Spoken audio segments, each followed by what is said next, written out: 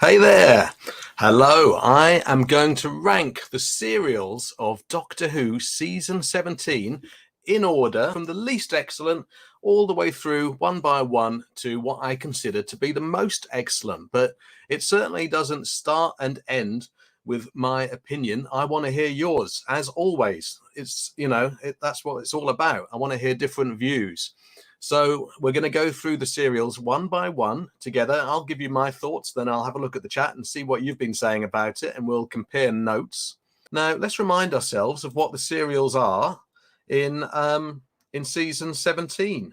We have Destiny of the Daleks. I've got some props here to help me illustrate it. We have Destiny of the Daleks. These are obviously the previous UK DVD releases. We've got Destiny of the Daleks, City of Death, The Creature from the Pit, Nightmare of Eden, and The Horns of Nimon, and Shada, the lost serial, as it came to be known. Yeah. What is number 6? Actually, let's not bandy about. It's Creature from the Pit, isn't it? Yeah. It is totally Creature from the Pit. There's no two ways about that. Now, the thing is, though, I mean, as I said, in the opening, that doesn't mean that the worst story of season 17 is terrible, because I enjoyed watching it again. I've always kind of enjoyed it. I enjoyed watching Creature from the Pit as a kid, and I enjoyed rewatching it now. And so, yeah, so that's I think it's got a lot of things going for it, really. It's got a lot of things going for it. There's a lot of positives. Let's start with a few of the positives, shall we? And let me also explain what I think is the real problem with the Creature from the Pit. And it's not the creature, in my opinion. It really isn't. So yeah, back to the positives. The jungle setting looks great. Doctor Who, especially the Tom Baker era, seems to do really well with jungle settings, like Planet of Evil, if I remember rightly, is pretty cool. And Creature from the Pit looks luscious, doesn't it? Especially on Blu-ray now. Yeah, so that's really good. The Planet of Cloris, yes, looks delightful. Absolutely delightful. Myra Francis, I think, is great as Lady Adrasta. What a kind of a Shakespearean villain she is. Yeah, I think Myra is fantastic in that. Yeah. I mean, maybe a tad kind of one note, maybe occasionally the performance could have come down just a little bit in order to then fire back up again. But, I think she's a really good villain. And then we've got Organon. That's his name, right? I've got a bit of a mental blank on his name. Organon, the dodgy astrologer, dodgy astrologer. I think he's a great character, played by Jeffrey Baildon, I believe, unless I'm getting mixed up there. But yeah, I think he's a really funny kind of supporting character, kind of Robert Holmesian, actually. Yeah, very good. And what else? The creature. I mean, Tom Baker and Lalla Ward are having a great time. I think they're pretty funny. And apparently this was Lalla's first serial to be shot as Romana. So, I think she does pretty well, considering that she was still finding her feet, really, and trying to work out how much like Mary Tam to be. Yes. Yes. By the way, while I'm doing my babbling, I very much want you to tell me in live chat what you think about all of this and what you think of the Creature from the Pit. So I'll stop babbling in a minute and I'll have a look at the chat and see what you've been saying. But yeah, the creature. Let me tell you the problem with Creature from the Pit. The real problem, I think it's not the monster itself. It's not Erato, this great big green blob that lives underground on the planet Cloris. In the making of documentary, which was on the DVD, I believe, everyone is just flagellating themselves, and in some cases each other, for this monster Erato. And I don't think they should, because I think the real problem is more about script and story, and especially structure, because the story of the Creature from the Pit ends at the end of part 3, doesn't it? I'm sure you've noticed this. If you haven't noticed it consciously, then you must have felt it, because good Lord. And let's start with this question, right? How many other Doctor Who stories do you see the main villain of the piece on the back foot at the end of part 3 in a 4-part story? Usually at the end of part 3, the main villain is absolutely at their height of their powers, and the Doctor is at the lowest ebb, and everything seems hopeless. You know, obviously the same happens at the end of part 4, but the cliffhanger of part 3 really needs to be proper impending doom, doesn't it? But at the end of part 3, in The Creature from the Pit, Adrasta is beaten. She's like going, no, and, you know, calling her guards, and she screams as these two characters. Actually, yeah, that's an interesting thing. That what the two characters are doing is they're putting some kind of shield thing, aren't they, onto the onto Erato, which in part 4 we eventually discover is a translator device, so Erato can speak in English like most other monsters in Doctor Who. Oh, obviously the TARDIS helps out there, but that's one thing I really like about The Creature from the Pit. One of the many things I like about it is that element, that little strand that appears towards the end of part 3, with those two metal-loving characters. And by the way, when I say metal-loving characters, I mean in terms of, you know, not in that type of metal-loving, but more in a Steptoe and Son type way. They pick up this shield, and they've kind of been hypnotized, haven't they? But there's nothing to explain that. We have to totally rely on the two actors doing a bit of, oh, I've been hypnotized type acting. Yes. So, and I like that. I like the fact that the audience is sort of left to work it out. And the end of the episode is really intriguing, isn't it? Because we don't understand what that shield's all about. You know, what's that all about? And I like the fact that we're just left to try and figure it out. And so, yeah, but when you get to part 4, there's nothing left. Adrasta, you know, again, this is one of those spoilers I was talking about in case you haven't seen Creature before, but Adrasta gets killed in the first 2 minutes. So now the situation is even worse. The main villain is dead. And we've discovered that Erato is, you know, a pretty cuddly Typhonian ambassador. And by the way, I mean, I don't know about you, but I'm not particularly keen on Doctor Who stories where the monster turns out to be good. Although Lady Adrasta is the monster, really. But that's the problem, yeah. There's nothing left. You know, at the start of part 4, the Doctor has basically won. And, you know, the writer, David Fisher, is it David Fisher?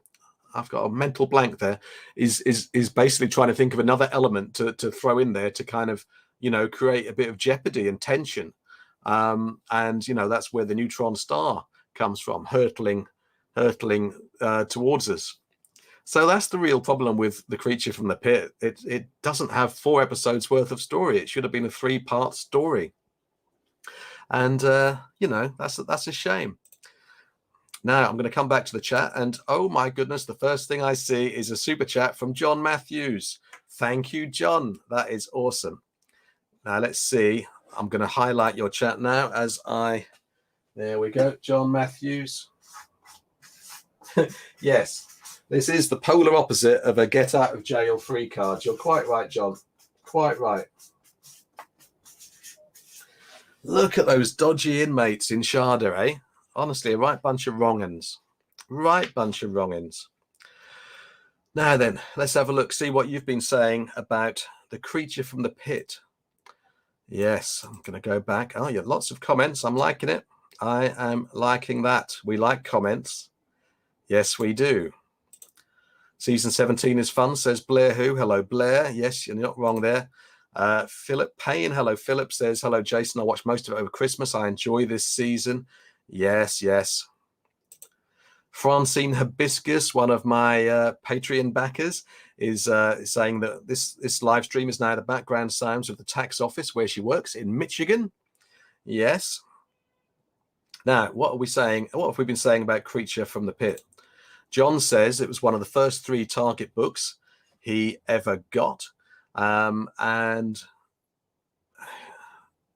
Mark Garcia says, I liked Lady Adrasta, always enjoy female villains. And yeah, so do I. I mean, you know, let's talk about the Stones of Blood. I always want to talk about the Stones of Blood, and, you know, lots of other stories where there are great female villains. Jeremy Duncan says, Lady Adrasta is a very memorable performance. Yes, indeed. There is so much to love about The Creature from the Pit. Yeah, absolutely. You know, it might be at the bottom of my list, but I'm certainly not presenting it as a turkey. Dario 108 agrees with me that The Jungle looks great, shot on film. Al reviews Who also agrees with me on the structure.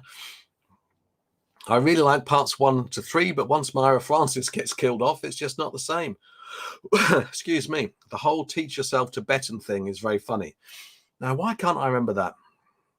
Oh yeah, is that one of the many moments of season 17 where the Doctor pulls out a book that is, implausibly got around his person? Yeah. David Bull says, well, oh yes, David Bull fancies Lady Adrasta. Well, you might not be wrong there, David. You might not be alone. Yeah.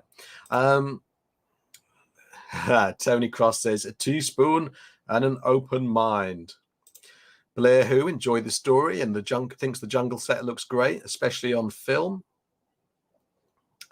Let's see now.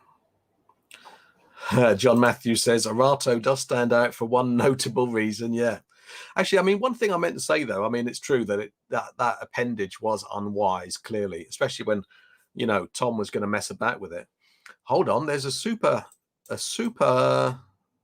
Yeah, there's a super chat from the Doc 2. Thank you so much. I really appreciate that. The Doc 2 is going on the board, and not just on the board. He's going into Sharda. Yes. The Doc 2. Nice work. Thank you so much. That's lovely. But yes, John, thank you, the Doc 2. One of the things I was going to say about Erato is I honestly don't think that the creature is that bad.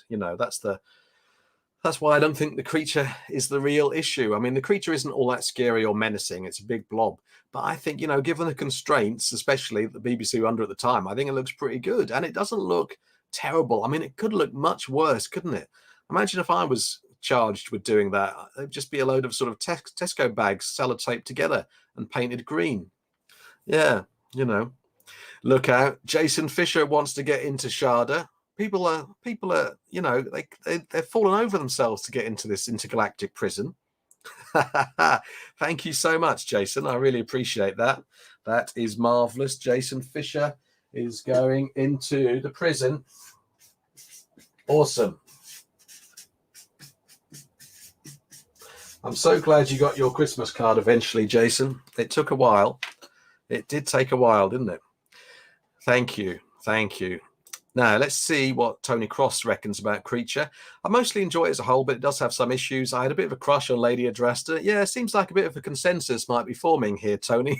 The bandits are my biggest negative. Yeah, but good points about structure.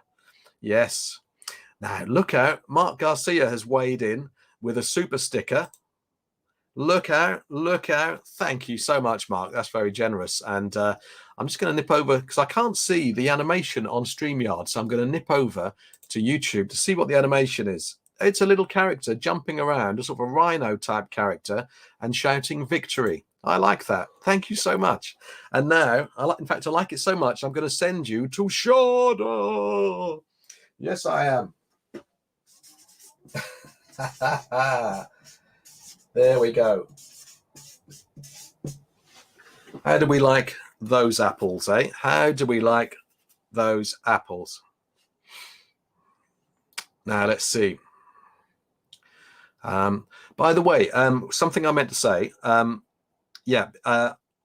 Like I said, you're absolutely welcome to ask any other questions or make any other comments about any classic Doctor Who stuff or horror stuff or anything else outside of season 17 during the stream as we go, and I'll go back at the end to have a look at them. But one thing I meant to mention is it'd be really helpful if you could put Q at the start of your question. So I can sort of find it easier. It doesn't matter if you haven't done that. I'll still go back and look through, but that would be really cool if you could. Okay, so what do we got here? Jason Fisher, Sharda inmate, says my crimes are too numerous to count. Unfortunately, my super chat amount isn't, but that can't be helped. Cast me into Sharda and throw away the key. Absolutely, Jason, that has happened. That has happened. Yes. And right now, let's see what Barney is saying here. Right. So my problem with Creature isn't the budget and effects. The jungle looks pretty good, yeah, but the story and the characters and the hammy acting is what's wrong. Yeah, I suppose if you take the story and the characters, you're not keen on any of those, then you haven't got much left really. And the hammy acting, yeah, I mean, I don't know about the acting. I don't know if I'd quite concur with you there. I mean, maybe it's a little bit hammy. I know what you mean. I suppose that kind of coincides with my thought on Lady Adrasta possibly being a tad one note. Yes, indeed. Now, let's see here. Who else has been talking about the Creature from the Pit? Al Reviews Who says the full-size creature at the end of part 2, which I think is a model, looks pretty good. Yeah, I agree with you. Yeah, I can remember that. It's kind of like a bit of a wide shot of the whole thing, isn't it? And the Doctor walking up to it, I think. And yeah, that's pretty good. Jeremy Duncan. Honestly, the twist of Arato being misunderstood and then respected when given his translator is probably why I rank the Leisure Hive lower, considering the same thing happened with the Fomarzi. Oh, yeah, that's an interesting point, isn't it? That is an interesting point. Absolutely. Tony Cross says, I think we're going to need a bigger flip chart. Well, I that would be a great problem to have, Tony. I don't know what I would do if Sharda fills up. There's a bit of space down the side. I could have a couple of vertical inmates. Maybe we could agree that I'd like flip the... Anyway, we won't. I don't think we're going to get there. So let's not worry about that. Thank you so much, Mark. Thank you again. That's so kind.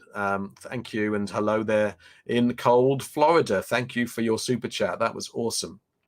There we go. I like having people's comments on the screen because you can see their avatar, can't you? It's pretty cool. Yeah, Lloyd. Yeah, hello, Lloyd. That's a really good point. Something I forgot to mention. Yeah, the Wolfweeds are really good. I mean, that's Matt Irvin for you. He talks about them in the one of the featurettes on this box set. I'm aware, by the way, that when I hold this up, it makes it look like I'm being sponsored by BBC Studios, which I'm really not. But, just a bit of nice bit of visuals, isn't it? Yeah. Yeah, the Wolfweeds are great. They're kind of used like sort of motors. They're probably done in much the same way that this rubber toy wheel was that I had as a kid. Did you ever have the toy rubber wheel with a sort of a windy up thing and then it goes mad and jumps all over the place? I think that's basically... Maybe a Wolfweed literally had one of those wheels inside it. I wouldn't be surprised. Alan H. I haven't seen Creature since it was first shown in the US back in the 80s. I need to sit down and watch it through once again. Well, you've got your opportunity now, Alan, because your season 17 box set has arrived. Awesome. Let's see.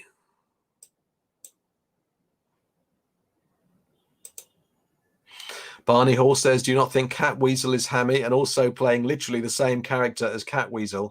Oh, now, when you say Catweasel, you don't mean the astrologer, do you? Do you mean I can't remember his name, the main sort of scrap metal guy? Oh, yeah. Yeah, I'm with you on that. Yeah, I've kind of forgotten about that particular performance. Although he does do good, I am being hypnotized by Arato acting. Tony Cross is back to say this. One of the things in the story that always amuses me is the Doctor does his thing and then leaves an astrologer and the Wolfweed guy in charge. Yeah. Who has been a git until his change of mind. Yeah, you're right. Yeah. It's a bit like, well, actually, it's a bit like the end of Revelation of the Daleks, where those two sadistic guards end up running the place. What is that all about? That probably wasn't a good idea. It's interesting though in classic Doctor Who because you don't get much of that, do you? Kind of bad guys becoming good guys. You get quite a bit of good guys becoming bad guys, but not so much in the other direction. Yes, there we go. David Bull has popped up to say much the same thing. Yes, it's not unlike when the Doctor leaves Necros in charge of two nutters. He absolutely does. Yeah. Could you possibly leave a planet in much worse care than that? No, is what I'm saying. Absolutely not. No. By the way, let's just have a quick look at Arato, just to show off the fact that I can now project images onto this screen. Yes. See, that's probably not one of the best images of Arato I could have chosen if I was trying to suggest that if I was trying to suggest that Arato didn't look so bad. But you know, there are times when he looks okay. Yeah. Right. I think we've caught up with with comments now, and it's time to move on to the next one. And I don't know how controversial this might be, but this is going to be the joy of this discussion. Yeah, this is going to be the joy of a discussion like this. Number 5 for me is Sharda. Now, hear me out here. I don't know, maybe loads of you might agree. Who knows? But and it's worth, you know, giving you the caveat that I've only seen this story once, and I liked it. I really enjoyed it. In fact, it was magical, almost surreal, almost like a dream to see, you know, literally a dream to kind of see like a Tom Baker serial that I'd never seen before. It was absolutely crazy. And the first thing is I was really pleasantly surprised by the amount of footage they actually shot, because, you know, just briefly, for those who don't know, Sharda is a 6-part story that was affected by industrial action in 1979 at the BBC. And, you know, it was unfinished. Yeah, previously unfinished. And it was released on video with sort of a bit of linking material from Tom, and then it was released again, partly animated. And now in this box set, it's, you know, the so-called ultimate version. So I'm kind of glad I waited, because it seems it does seem pretty cool. You know, a pretty cool version of it to hop on board with. And it's really enjoyable. There's lots of things I love about it. I love the sphere that flies through the air and sort of, you know, lands on people's heads and does unmentionable things to them.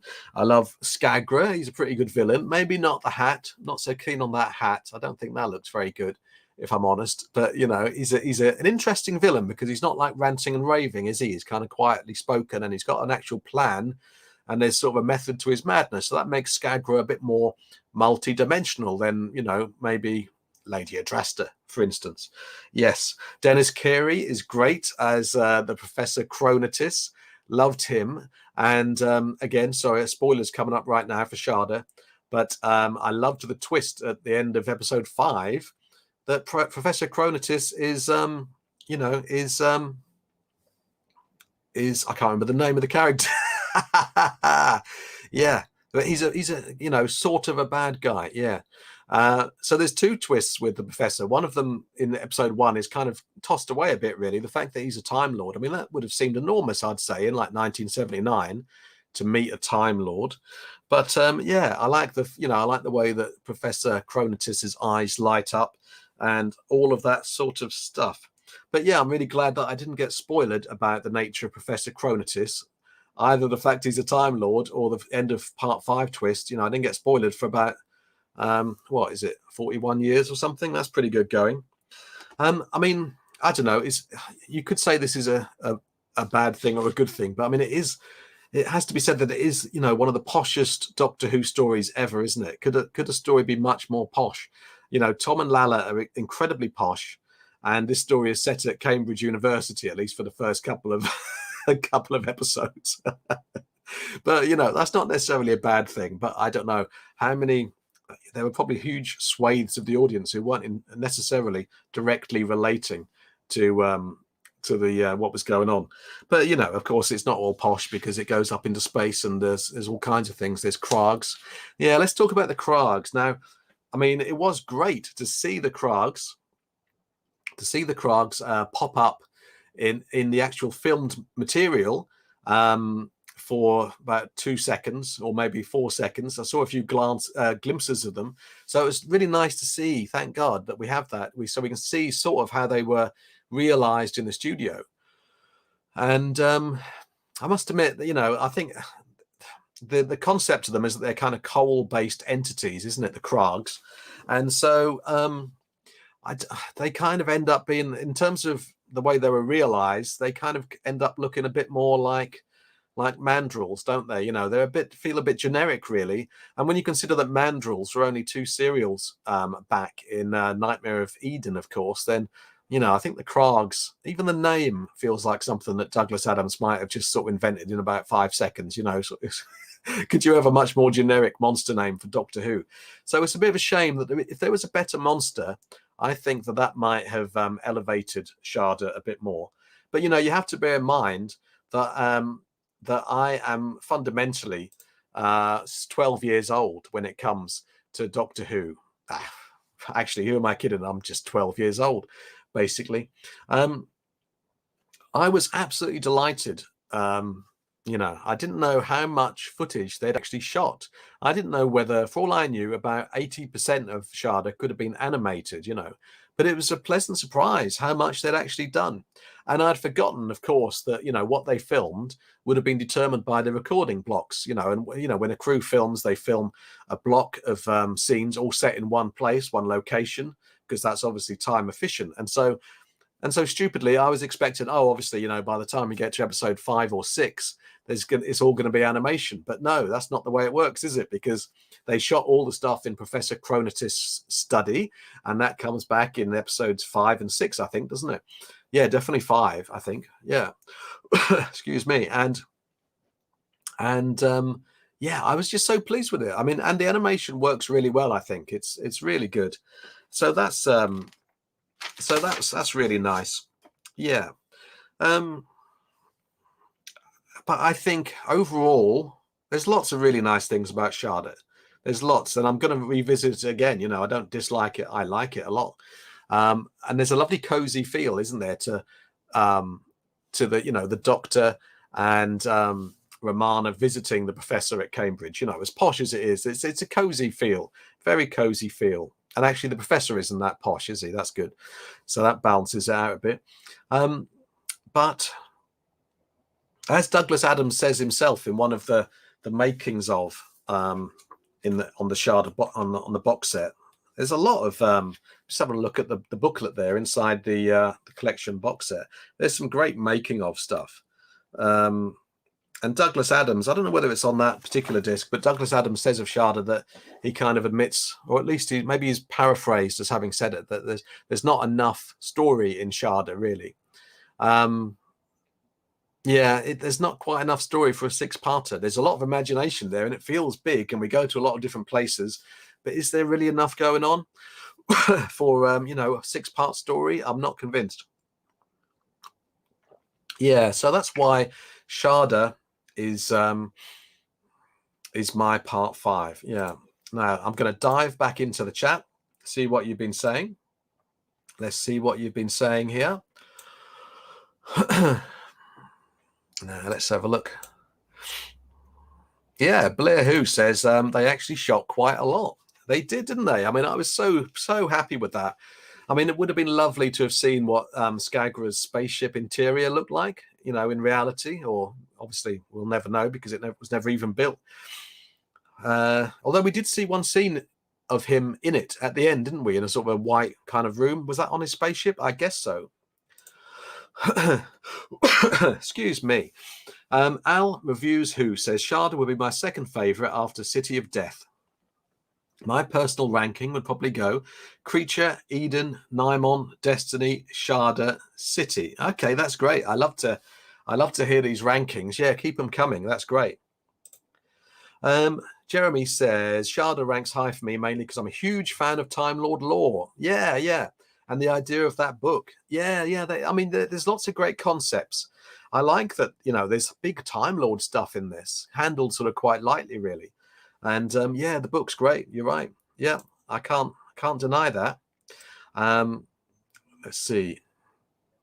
Now look out, G-Man Panthro is in the house with a super chat. Fantastic. And so I'm going to put your name on the board, G-Man, and then I'm going to come back and read your comment. Well, actually, everyone else can read your comment while I do it. G-Man Panthro is entering Sharda.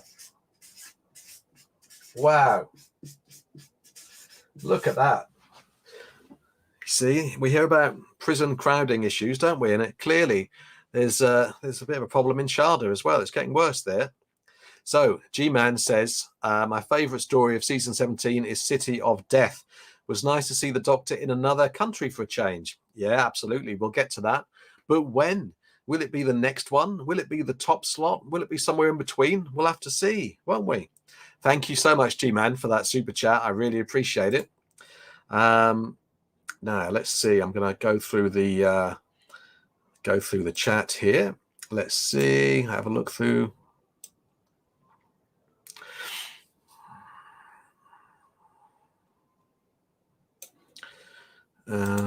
Tony Cross says Tom isn't actually that posh. Lalla Ward, on the other hand, is the daughter of a Viscount. Yes. I don't know. I mean, Tom is obviously from Liverpool, but my goodness me, he's posh. Let's be honest about that. I mean, you know, he might not be by birth, but he's as fruity and chocolatey a posh person as they come. The 6-part version on this collection, says Tony, is the best version of it I've seen. I enjoy the scenes of Skagra walking through Cambridge in his hat and cape. Sally Avin is Chronotis's name. That's the name of the sort of the renegade character, Sally Avin. Yes, that's an interesting thing, isn't it? The whole Sally Avin thing. Wild card, and this is the Australian perspective here. Tom oftentimes feels the opposite of posh, more like bohemian. Yes, that's true. I suppose I'm talking solely in terms of accent. Although, I don't know, I think Tom and Lalla together, I think they sort of draw the sort of there's a hint of superior academic about them in this, especially in this season. But I think it's kind of, it's overridden by the fact that they're both having such a lovely time. And, you know, we love them both, don't we? And they're having a bit of a laugh. And obviously Tom and Lalla were in love in real life.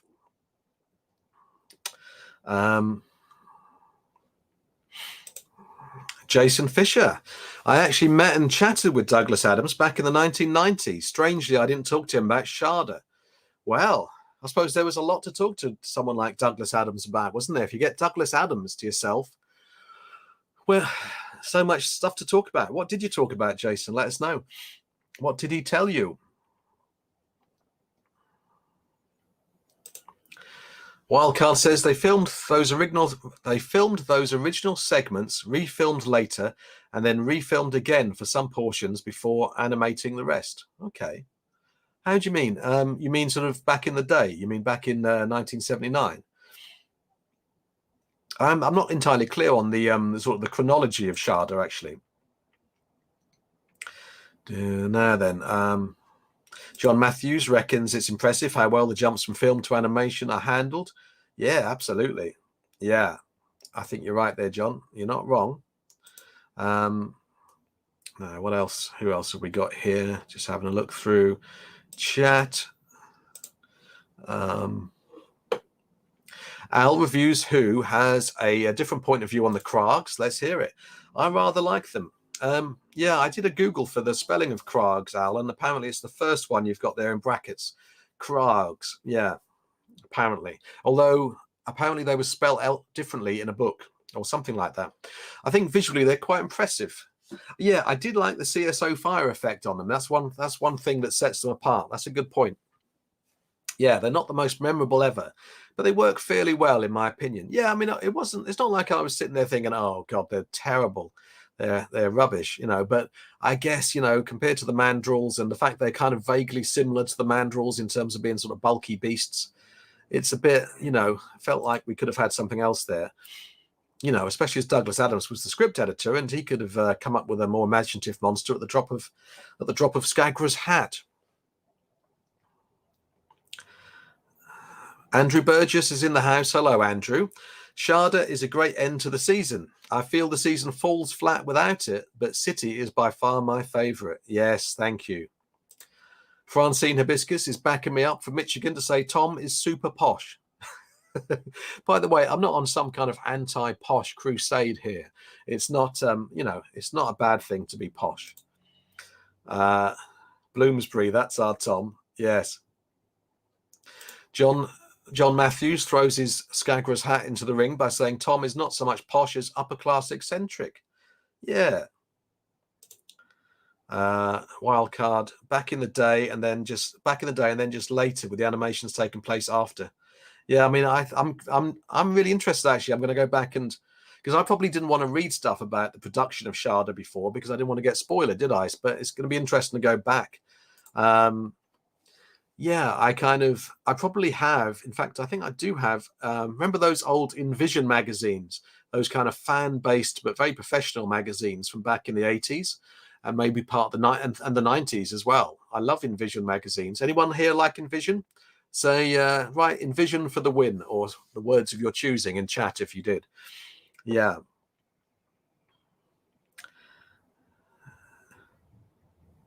Yes. Nobody loves Sharda more than me, says Wildcard. It's my whole personality, all right? Wow, you really are. You are Dr. Sharda. Yeah, absolutely. Absolutely, you are. Right, so let's see now. Let's see where we are next. Let's go to my next story. And then, of course, after that, I want to hear what you think about it and what you think about this particular placement.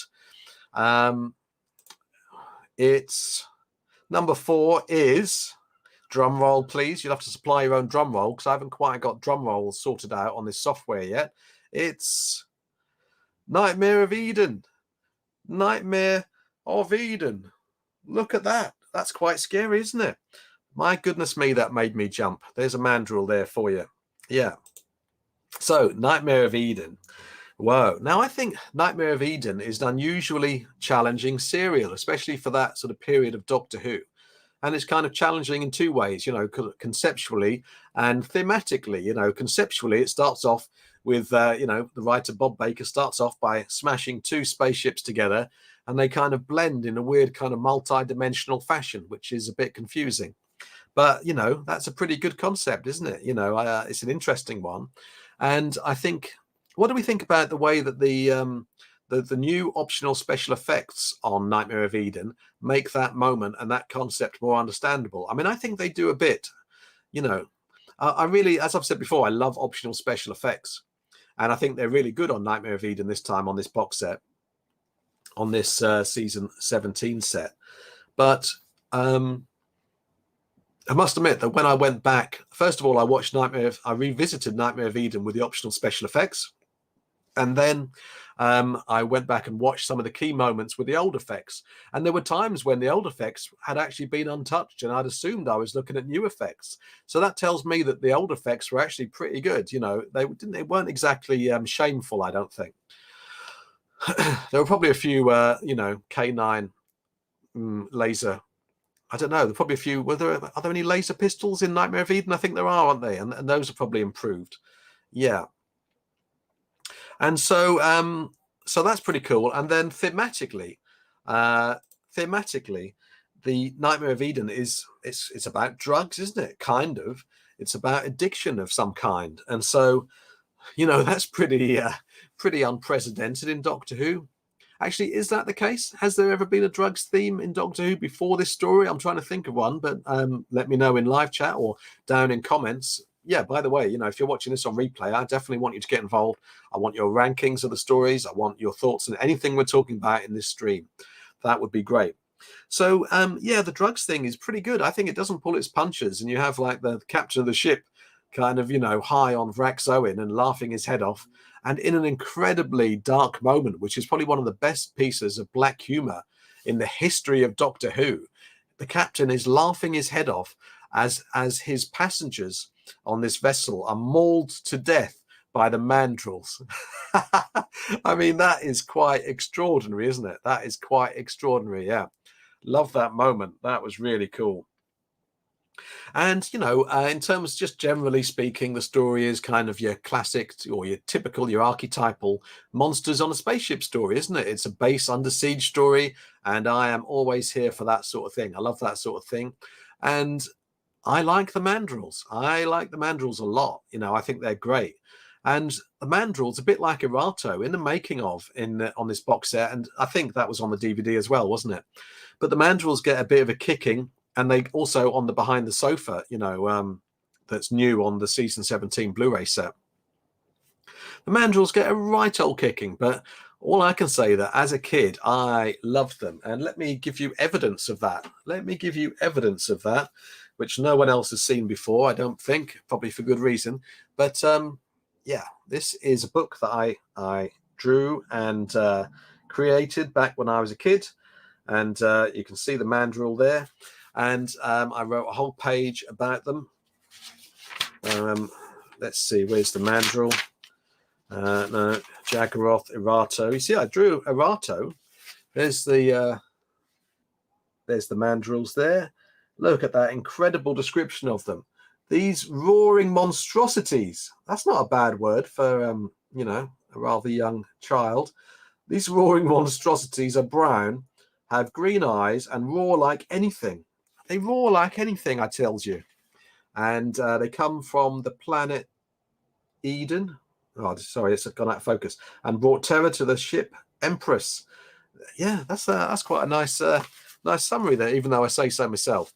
But you know, that wasn't the end of it for me with the mandrills. I made endless comic strips involving the mandrills, and I absolutely loved coloring in their eyes with a pen exactly like this. I loved their green eyes, absolutely. And that's probably what the green color is also about. It's a double homage to Creature from the Pit and the eyes of the mandrills.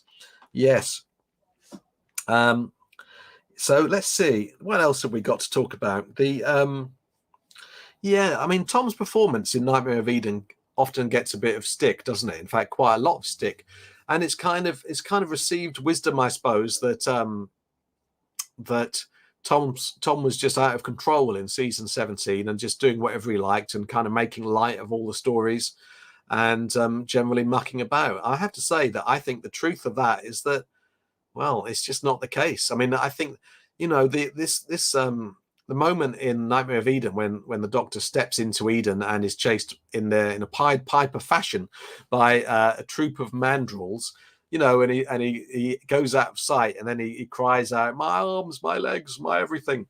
Yes, I mean, that's not taking the story incredibly seriously. Although, you know, I must admit, you know, I mean, Tom Baker is one of my favorite people in the universe, and so I'm kind of tempted to give him the benefit of the doubt and think that if the Doctor was off camera and there was terrible sounds and the viewers, young viewers, knew the monsters were there with him off camera, then they might be imagining the Doctor being torn to pieces, and so maybe he felt the need to kind of play it down a bit. Well, you know, a lot. But, you know, yeah, that's Tom Baker kind of taking advantage of his power and doing what he wanted. But I really didn't notice any other moments, really. Apart from a few things where, you know, him and Lalla might have been messing about with some kind of highbrow references or, you know, literary references that they wanted to throw in there. Fair enough. You know, I'm not too bothered about that, because when I was a kid watching Doctor Who, I never felt excluded in terms of the words that were used or concepts or references. I mean, I did when I didn't understand them, but that only made me want to understand them all the more, you know, and obviously I couldn't Google them, but it's interesting, you know, it's kind of intriguing more than, oh, I don't know what that means, therefore, you know, this show is not catering to me. Yeah, that's an interesting one, isn't it? That is an interesting one. So I don't think Tom's performance is crazy at all. You know, I don't think he was some kind of out of control actor who really needed to be tamed by John Nathan Turner when John Nathan Turner came in. I mean, I like season 18, and I kind of like the darker turn and the very darker mood that we find Tom and the Fourth Doctor in that season. Yeah. Yeah, on the sort of the more negative side of Nightmare of Eden, it does have very much kind of Warriors of the Deep syndrome with sort of very brightly lit studios, doesn't it? And the mandrills, especially towards the end, the mandrills aren't really being filmed in a very positive, well, not a positive way. They're not being filmed in a very scary way. They end up looking like a load of people in suits. It's like the director had given up, or, you know. So yeah, that's not so great, I must admit. But mandrills are cool, a bit like bow ties. Yeah. So that's my opinion there. So that's the Nightmare of Eden then. A pretty good story. I mean, you know, I love it. I love all of these stories in their own way. And now I'm going to dive back into comments and see what you've been talking about. I want to see what you think about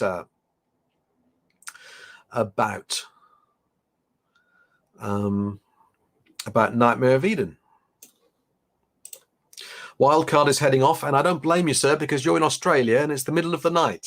You're welcome. You're welcome. It's 2:15 on the dot here. Oh, thank you so much for coming in, Wildcard.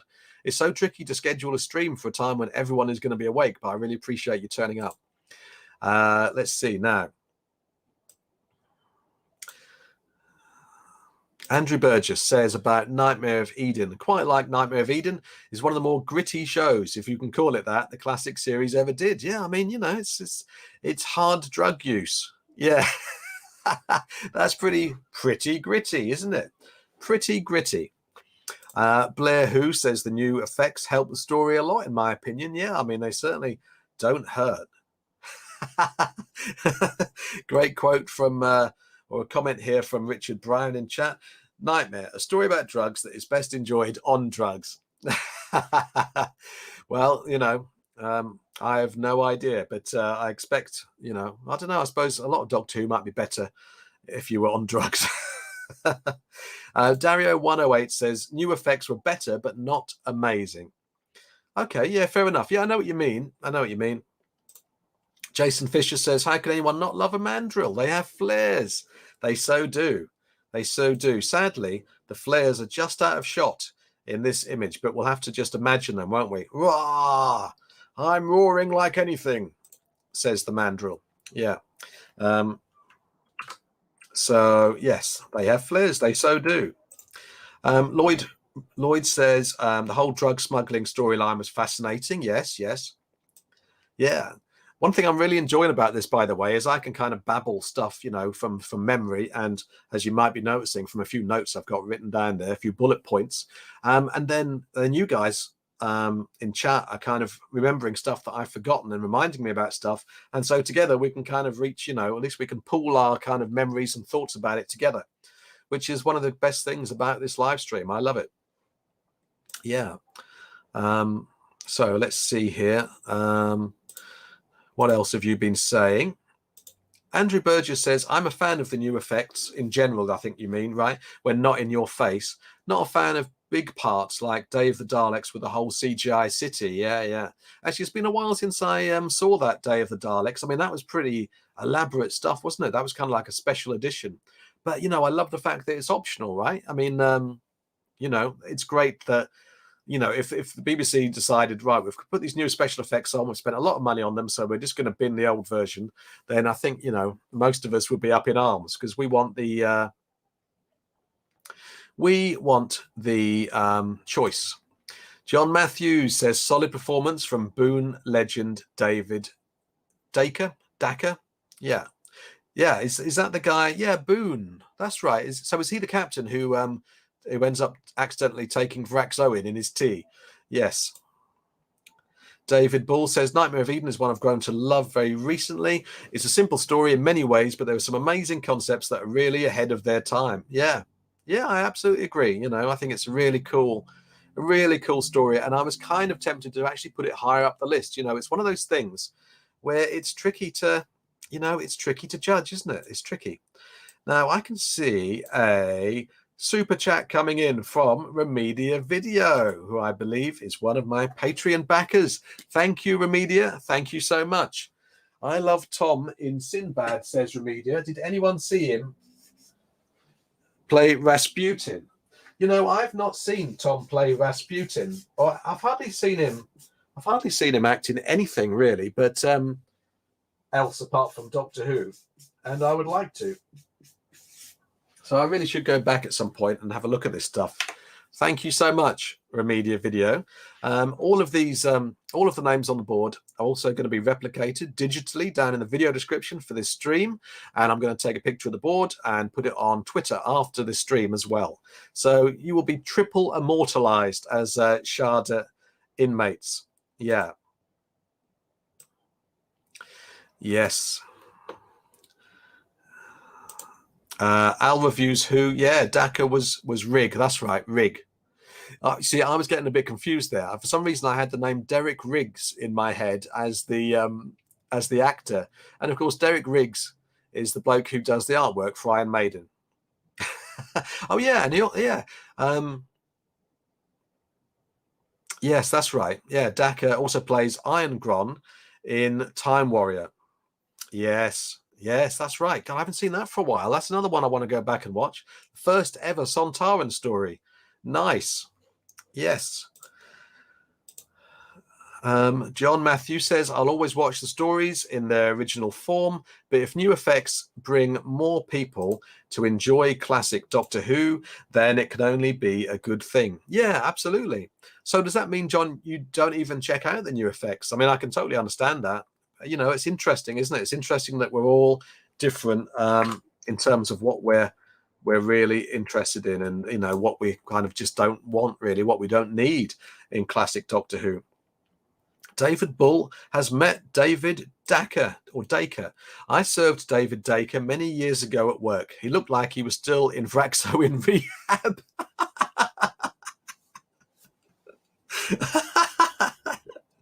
That good, eh?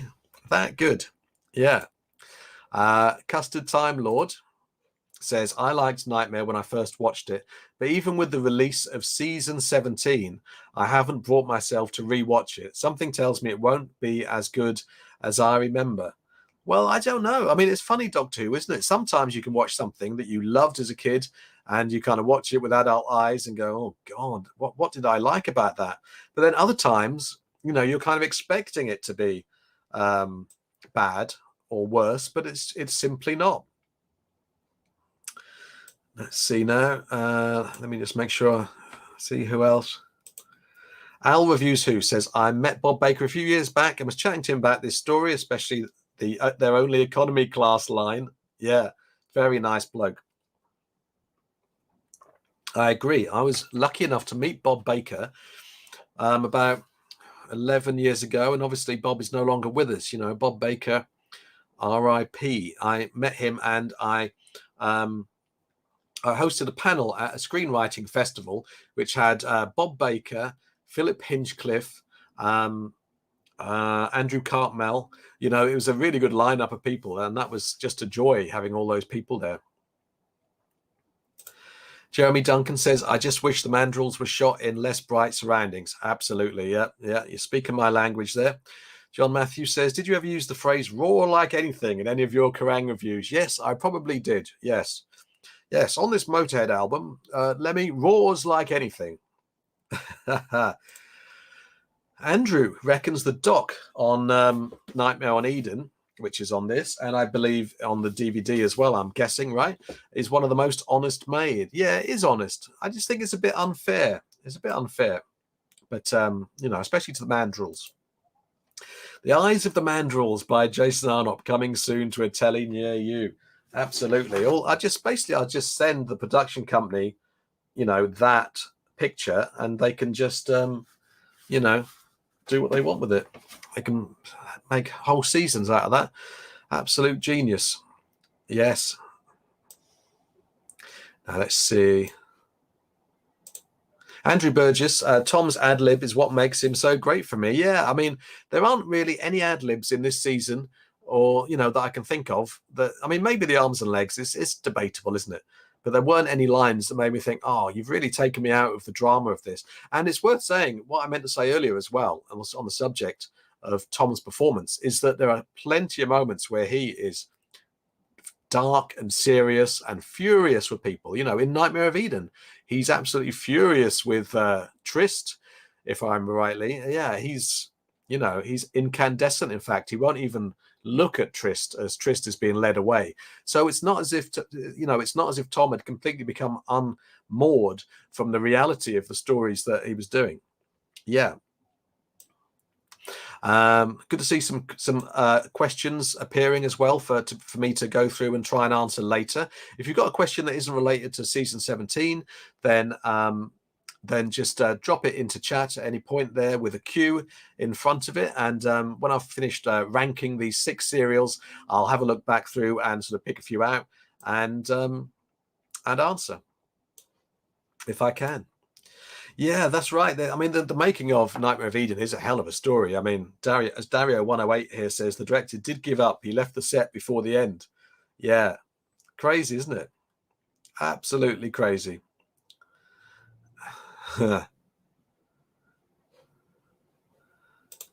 Barney says Dacre is also in Time Bandits as Kevin's dad. Great actor. Richard Brown says, weren't the Mandrels a 60s girl group? They might be. Yes. And Alan H has another pop-based Mandrills question or statement of fact. Barbara Mandrill was a country singer in the 70s and 80s. Fantastic. Hello, Mark Stevenson.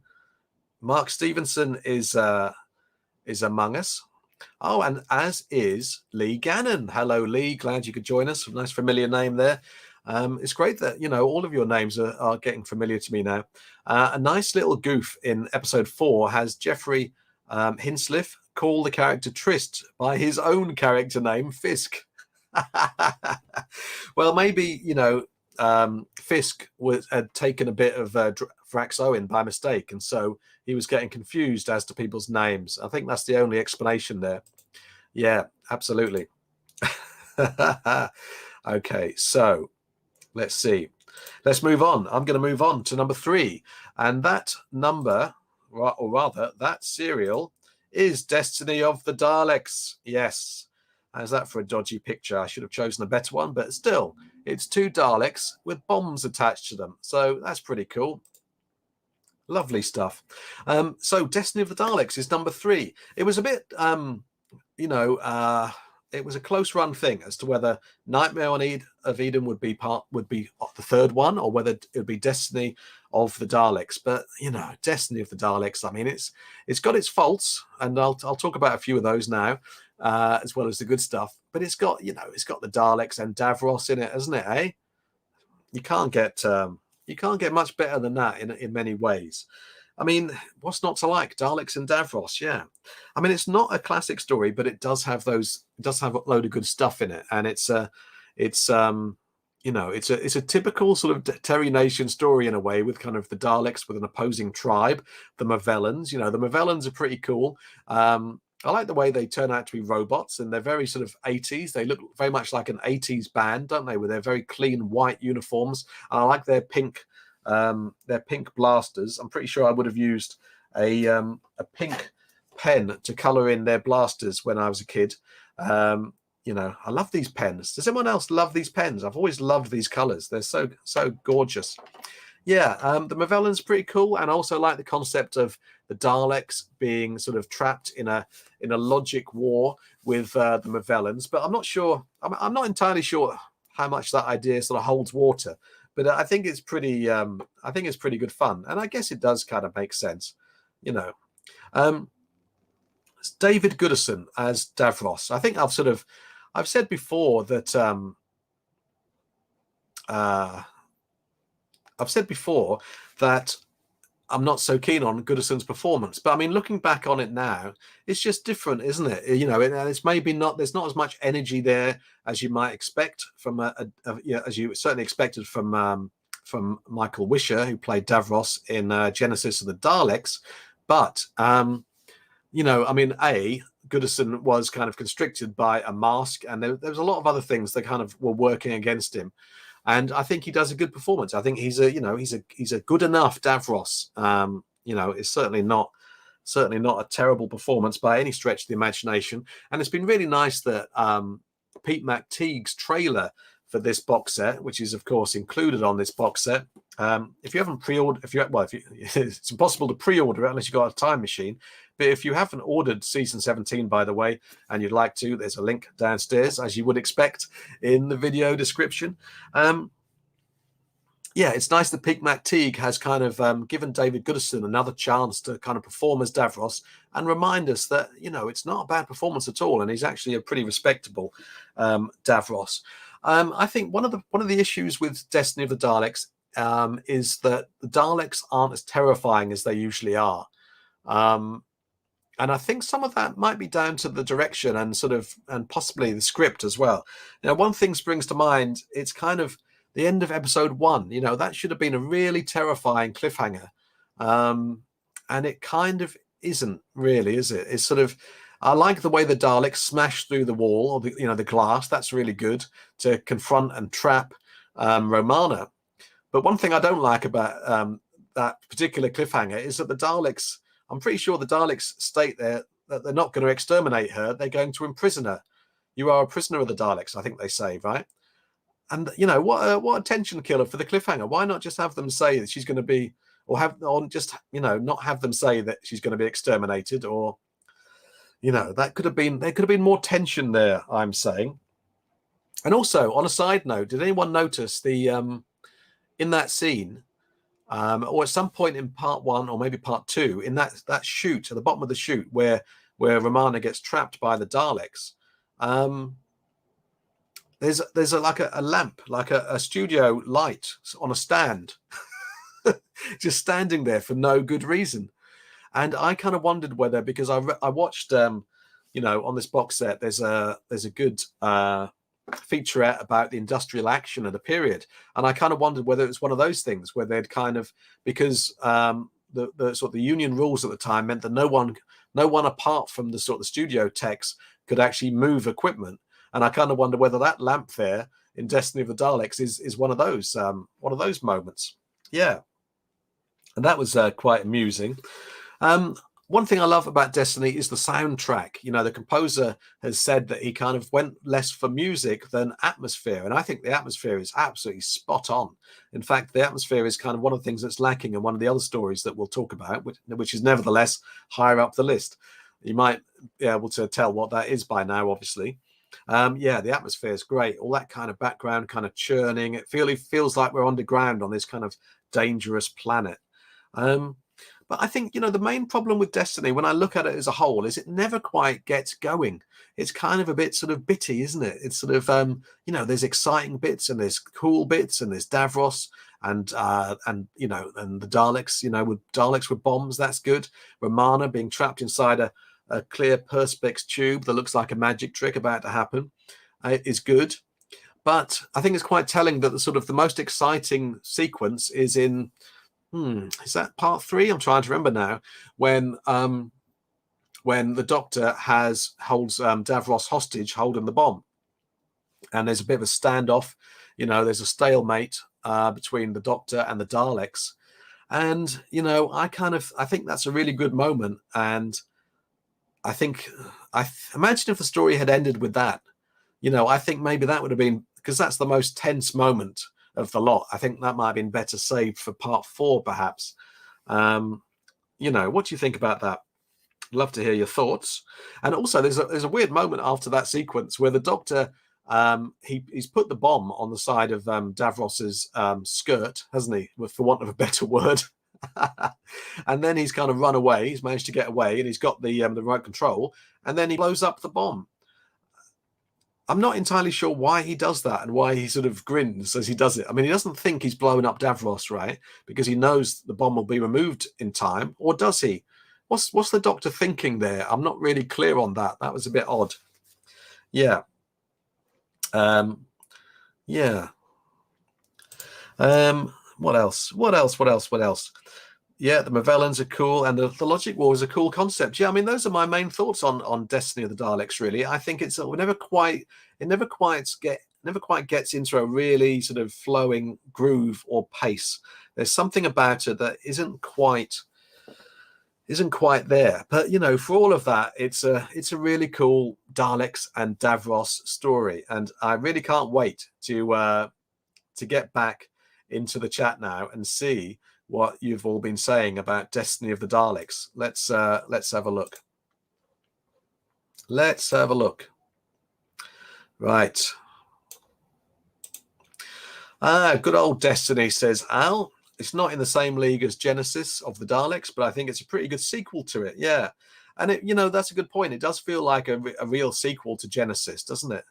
You know, one thing, just talking about the direction for a moment, that you just reminded me, kind of I think it was really underwhelming the way Davros is revealed in Destiny. You know, it's just quite kind of matter of fact. If I remember rightly, the Doctor walks into the room and Davros is just sitting there covered in cobwebs. There's no kind of pan over to him. No look at it. You know, don't look at his hand first. You know, Pete McTeague does a much better job of directing the trailer for you know, season 17. With Davros there, then unfortunately the original director did for Destiny. It's a pretty good sequel to it, says Al. Always one I enjoy revisiting. Yeah. Let's see what Jason Fisher makes of it. It's grown on me more and more over the years, says Jason. I'll let you read the rest of the of what Jason's saying, so I'm going to have a sip of this. Yeah. Yeah, it suffers in comparison to Genesis, doesn't it? Inevitably. But it's not a bad yarn, really. No, absolutely not. Wow, John says, my absolute earliest memory of Who is the exploding Daleks from Destiny. Yeah, yeah, yeah. I mean, that's good stuff, isn't it? Those explosions are pretty good, actually, I think. Yeah, yeah, pretty good. Marvelous stuff. Looking forward to rewatching with the 5.1 sound mix. Oh, yeah. Oh, hold on a minute. There's proper modulation for Davros. You know, I'd actually missed out that point.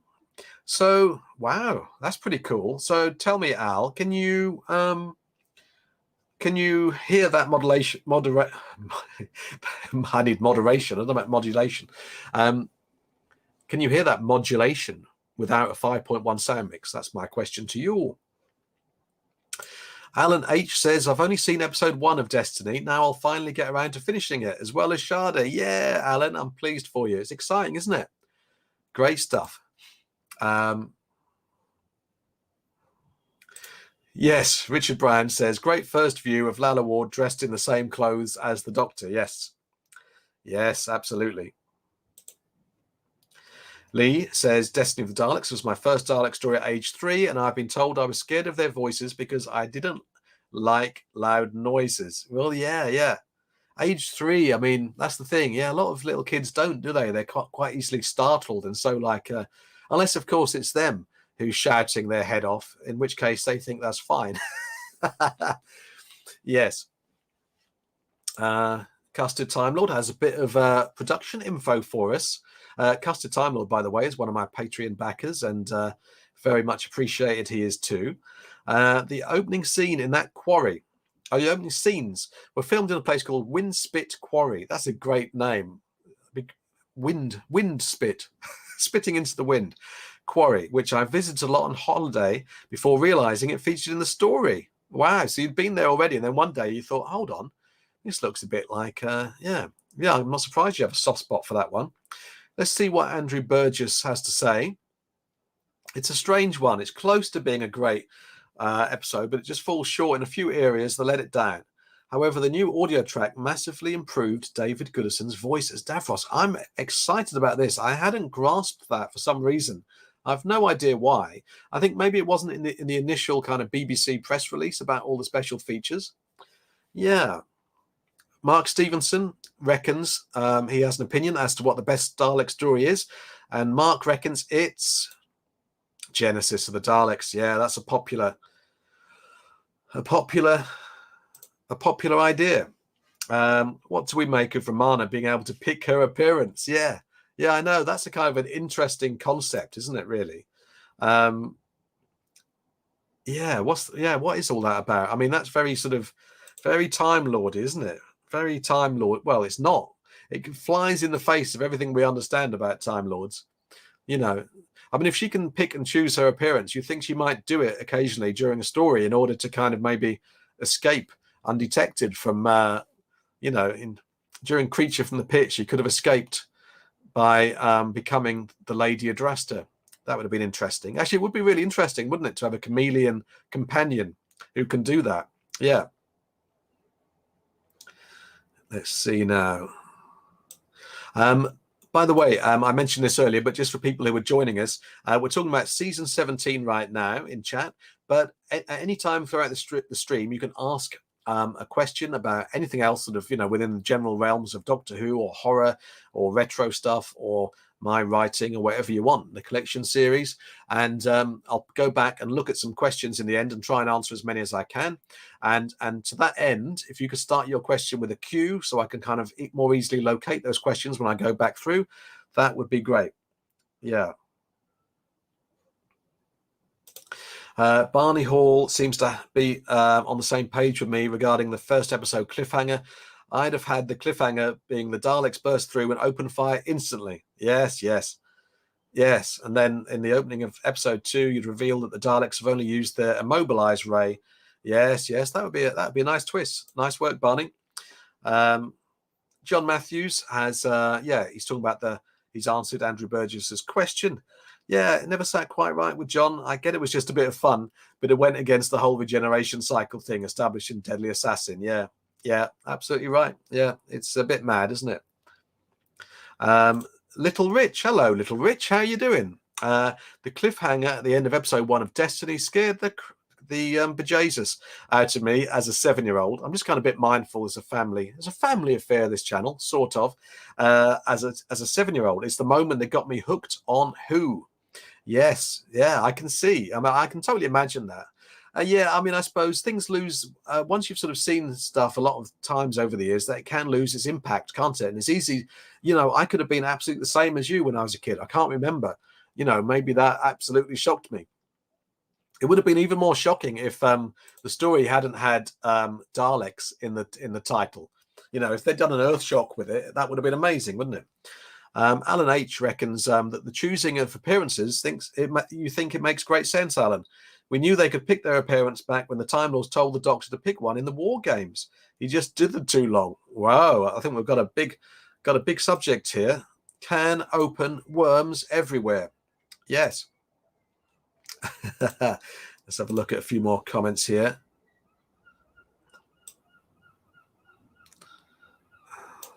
Sam Fowler, hello there, Sam. How you doing? Nice K9 avatar there. You like Genesis more, but Destiny is still an all right story. Yeah, I think that about sums it up, doesn't it? Andrew Burgess, yeah, hard to be critical since it's clearly a comedy moment, but I think it's hard to justify the damage to the canon. Yeah, in terms of the Romana changing her changing her appearance at will.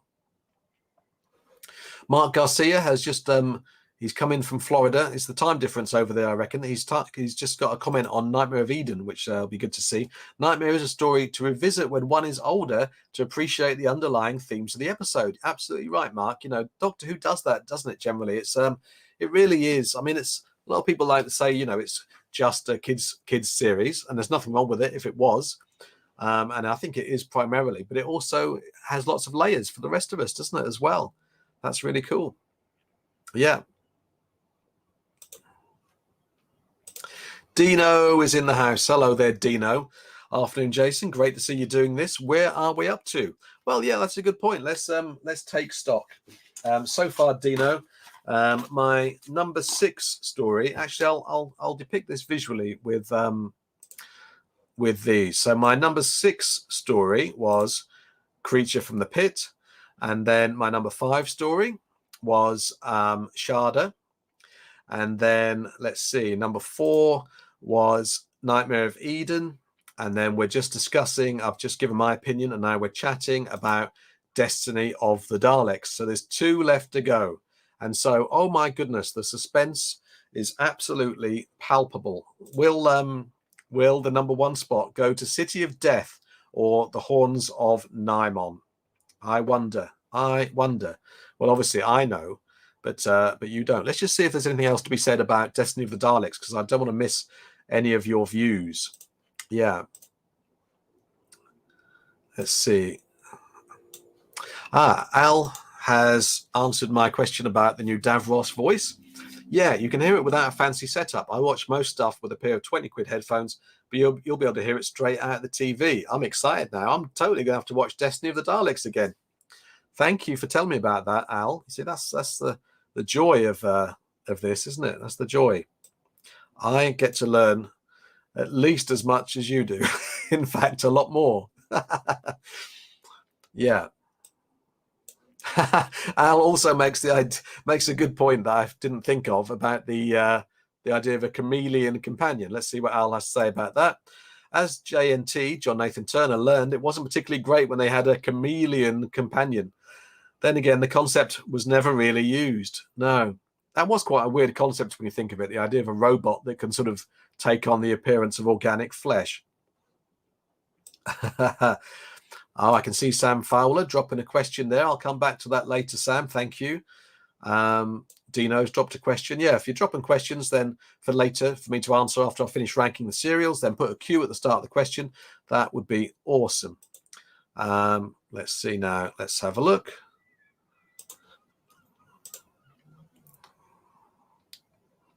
Mark Stevenson says Mary Tam was the best Romana. Yeah, I mean that could be a whole video in itself arguing that. I think I'd say Mary Tam would be my favorite Romana, yeah. But I also, I love the Key to Time season, so it's kind of hard to separate all of that, isn't it? David Bull has a bit of technical info on Destiny of the Daleks, which I hadn't actually grasped, I don't think. Destiny has a unique look thanks to the use of a Steadicam for the first time. Is that right? Wow. Yeah. Let's see. Lee Gannon says there's a short story called The Lying Old Witch in the Wardrobe, in which the TARDIS imprisons Romana and takes on the form of Princess Astra, who experiences this story with Romana frozen in place in the TARDIS. Oh, that's interesting. Francine Abiscus has a confession to make, and an excellent one it is too. I used to cosplay the Mary Tam Romana. Yeah. So which costume did you wear? I would imagine if you were going to wear a costume of Romana's in season 15 from the Key of Time season, you would choose her Reboss operation. Big white fleecy coat, would you? Which one did you choose? I want to hear about this. Oh, and also Lee points out that a shape-shifting companion worked well with Frobisher in the Doctor Who magazine comics. Yes, I've forgotten about that. Yes. Fantastic. Right. Well, I think we are going to get on to, or I'm going to get on now to telling you the number 2 story, because I feel like I've kept you in painful suspense for far too long now. And so let me just babble on a bit and show you. Let me show you the number 2 story. You ready for this? 3, 2, 1. Naimon! Look at that Naimon there. That's quite frightening, isn't it? Oh, goodness me. Yes. Oh, look at that. I love the Naimon. I don't care what anyone says. I mean, I don't think most people hate them, really. I mean, maybe I'll find out in the chat. Let me know. I'd like to see what you think of Naimons. But once again, let me just get rid of that. So it's not just a Naimon sitting here talking to you. You might have noticed earlier that there's a Naimon on the front of this book that I drew as a child. Look at that. And again, I loved the Naimon's yellow. Sorry, focus problems. I loved the Naimon's yellow horns. That's the pen I used to color in the Naimon's horns. Naimon is so cool. They were perfect to draw for kids because you basically just sort of drew a bull's head. And you got I think the eyes are pretty cool. I mean, yes, on a technical level, it would have been nice. And I think, it's June Hudson, I think, on the Blu-ray on behind the sofa, who's kind of, she felt a bit sad that she couldn't find a way to kind of make the actors' helmets kind of blend in a bit more with their shoulders and whatnot. But, I think they're absolutely awesome. Now, I mean, it's an interesting one because Horns of Naimon is fairly widely seen as a quite a bad story, I suppose, isn't it? An example of why things needed to change. But I disagree. I loved it as a kid immediately for 2 reasons. The Naimon, obviously, we covered that, I think, and also the maze. I love the whole labyrinth thing. I've always loved mazes. Let me know how you felt about the ever-changing maze. I think that's a great concept, and I think it's done really well in the story. I mean, considering that it was obviously done, I'm assuming, by having like about 3 or 4 technicians like pushing these great big flats around the studio, because someone would walk along a corridor and then they'd look back and the wall had changed. Considering it's done like that, I think it's very effective.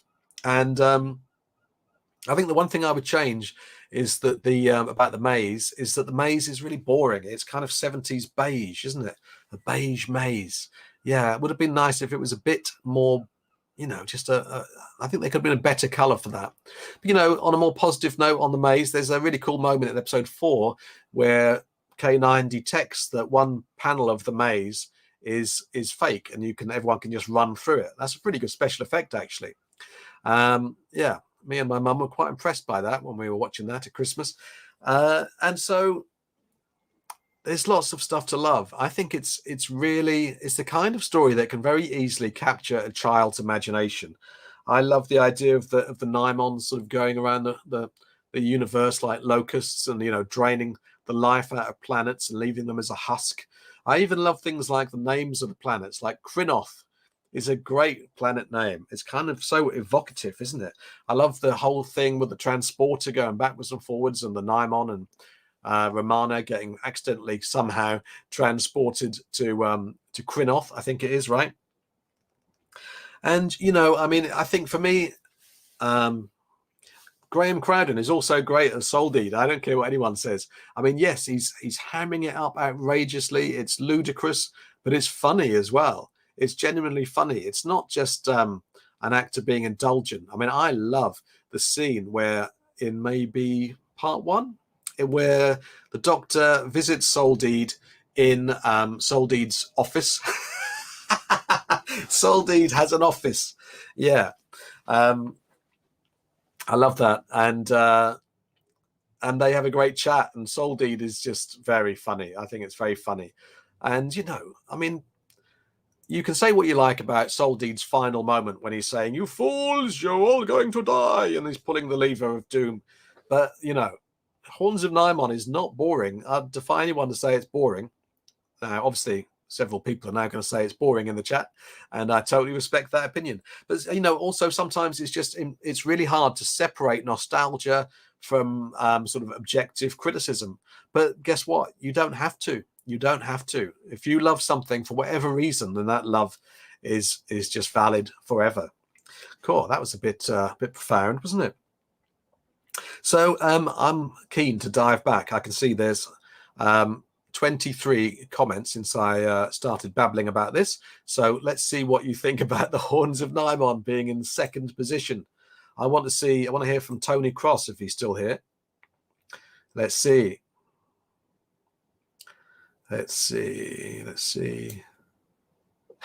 First of all, let's hear which Romana costume Francine Hibiscus wore in cosplay.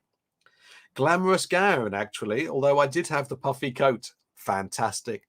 I like that you were cosplaying in the days before cosplay was even a word. Very good. The Nimon be praised, says Al Reviews Who. Marvelous. Absolutely marvelous. Yes. David Bull says, nothing roars like a Nimon. Absolutely. Yeah, you're not kidding. That's another thing. I love the Nimon's voices. I think there were some great voices from Doctor Who villains in the 70s, and obviously, some of the 80s as well, but especially the 70s. There's a video for me to make in itself. Let me know if you'd like to see that. The best voices, Sutekh, Morbius. I love what John Leeson did as the nucleus of the swarm in The Invisible Enemy. Yeah, lots of great stuff. The Rutan in The Horror of Fang Rock, I think his kind of electrical, scratchy voice sounds great. You're right, David. Nothing roars like a Nimon.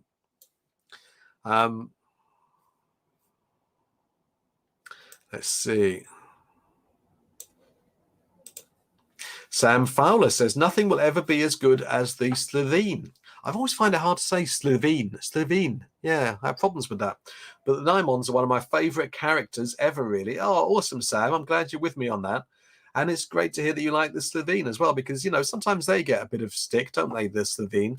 But I suppose that's mostly down to kind of Aliens of London and World War III and some of the sort of technical issues with depicting those characters. The Doc 2 says, "You fools!" and pulls the switch. Yes, indeed. Yes, indeed. Andrew Burgess says, have to be honest, Nimon is my least favourite of season 17 by some way. And yeah, I can totally understand that. Actually, one downside of Nimon that I meant to, the Horns of Nimon that I meant to mention there is that, in terms of sort of production, in terms of the atmosphere of it, sound-wise, it feels a bit unfinished. It feels a little bit bare. When you look at Destiny of the Daleks, and you have that amazing kind of rumbling kind of sound in the background, like we're in a mine or something. You know, Nimon kind of has nothing. The Nimon voices are great, but in terms of atmosphere, there's not a lot going on there. No, which is a shame. Now look out, I can see a super something coming down the line there from Alan H in fantastic. Whereabouts in America are you, Alan? Did you tell us? I don't think so. Fantastic. Thank you so much. I'm so glad you're having a great time. And yeah, of course, you're in America, so it's the morning for you. This is the start of your Saturday. Alan H is going into Shada. You're going into prison, Alan. I'm sorry, but, you know, you have actually you've literally brought this about yourself. You brought this on yourself by sending a super chat. Fantastic. Look at that. Look at the quality of that. I really appreciate that. Thank you. Oh, by the way, one thing I meant to mention is if anyone, one of the other ways you can get onto this board during the stream, apart from a super chat or a super sticker, is to become a Patreon supporter. If you do that, then let me know in the stream. Write the word Patreon supporter in like big capital letters or something, because I won't actually see a notification unless I look at my email. Awesome. Right. Let's say hello to Sathi Slade, and good day to you too. Whereabouts in the world are you? Great to see you here. Ryan Tablet is joining us. Hello there. That's a very familiar name. Yes, great to see you, Ryan. Hope all's good with you. Let's see. We're getting a good few comments about Nimons, and that is making me happy. John Hood is in the hood. Haven't seen The Horns of Nimon since its original broadcast. Will revisit on Blu-ray. Awesome. Yeah, come back, you know, next time we're doing a stream or on an appropriate video or whatever, or anywhere, and let me know what you think of it. Jason Fisher, who is doing very well considering he's in Australia and therefore up very late. Well done, Jason. The myth of the Minotaur and the Labyrinth was prime fodder for Doctor Who storytelling, really. Yeah, I mean, I like all that stuff. I think it's kind of one of the key appeals for me of the Horns of Nimon is it's very kind of role play gamey, isn't it? You know, it's kind of, you know, the Nimons are pretty cool and there's a maze. You know, people who are into role play stuff, like I was always into a role playing game system called Tunnels and Trolls more than Dungeons and Dragons, partly because they made things that were kind of solo adventures, more like game books. And they actually had a Tunnels and Trolls adventure called Labyrinth, which was based on Greek mythology. David Bull says Nimon is a so bad it's good one, like Time Lash. Yes, yes. I revisited Time Lash. Remember I said I was going to tell you all if I did watch Time Lash or not, and I have. And I think I might make a video on my thoughts on it, so I'm going to not say too much more than that. Alan H, super chatter extraordinaire, and Shada inmate says Nimons is awesome because Graham Crowden is phenomenal. Yeah, I think he's great. I love him in that. You know, if Soul Deed had been a really boring character, then I think Horns of Nimon would be far less appealing. Lloyd says the Nimons were a heck of a lot better than the Drashigs. That's an interesting comparison there, Lloyd. Yeah. I mean, I don't know. I mean, I love Drashigs because I think Drashigs kind of look uncomfortably real. They're they're pretty good, aren't they? The Drashigs, yeah. Lee doesn't remember watching Horns of Nimon as a kid, but you do remember watching it as part of UK Gold's the 30th anniversary. Okay, nice, yeah. I bet there's a whole load of nostalgia that people have for the whole UK Gold era of Doctor Who, where the show was shown on repeat. That's interesting, isn't it? Let me know if you'd ever like to see a video about that. That would be interesting, sort of how it came to be on UK Gold for so long and the whole history of that. I might actually have some video recordings from those years as well. In fact, I know I do, because my dad used to record, classic Doctor Who serials for me. Al Reviews Who weighs in on the Horns of Nimon and says, it's just so much fun. Graham Crowden and Malcolm Terrace. Oh, yes, Malcolm Terrace, weakling scum, are particular highlights. How many Naimons have you seen today? I have seen three Naimons, three. Lloyd joins me in liking the ever-changing maze. Jason Fisher says, let's see, if memory serves me correctly, Graham Crowden was considered for the role of the Doctor at one point. Yes, I think that's in the, was that in the making of, or is that just general knowledge? I'm not entirely sure. Yeah, you're right. That would have been interesting. Yeah, certainly would. I'm loving being able to put your comments on the screen, because your comments are such a huge part of these live streams. It's great to be able to, you know, it's great to be able to show everyone your avatar and exactly what you're saying. Dino says of the Haunts of Nimon, whether the finished result was great or not, the imagination and ambition on display in Nimon is first class. Yes, indeed. John Hood has a quick, even though we're on season 17 at the moment, I can't resist highlighting this because I might miss it otherwise later. It's 45 years today since the Fourth Doctor came face to face with the robots of death. 45 years. 45. I mean, that is kind of simultaneously a joyous thing, isn't it? And also a terrifying thing for those of us who can remember seeing it as it went out. Obviously, I was minus 10 years old at the time. I'm not even sure how I saw it. It seems impossible, doesn't it? Lee Gannon. As a big Greek mythology fan, I always like when Doctor Who uses it in its stories. Andrew Burgess, however, feels differently because he says, maybe I just don't like Minotaurs. Was never a fan of the God Complex either, which was a Peter Capaldi story, wasn't it? Yeah. Oh, that's Ryan Tablet saying, hi, Jason. We've already highlighted that. Jason Fisher, still wide awake in Australia. Incredible work from the man Fisher. Says the Haunts of Nimon was also the first time we saw Romana's sonic screwdriver. The Doctor, of course, was jealous of it and tried to pocket it. Oh, yeah. Yeah, I've forgotten about that. I don't know if I was fully conscious of that even on this rewatch, actually. Yeah. Oh, just on the subject of great voices, Doctor Who meets WWE. Hello there. The boss from Green Death has to be up there for best voices. Nice. Nothing worse than Sonic Screwdriver envy, says John. Yes, indeed. Yes, Alan H. Sharda inmate has just reminded me that he is in sunny Palm Springs. Fantastic. Yes. Let's have a look. Retro Resolution says, hello, I missed the stream. Hello, Retro. Well, you haven't entirely because we're still going.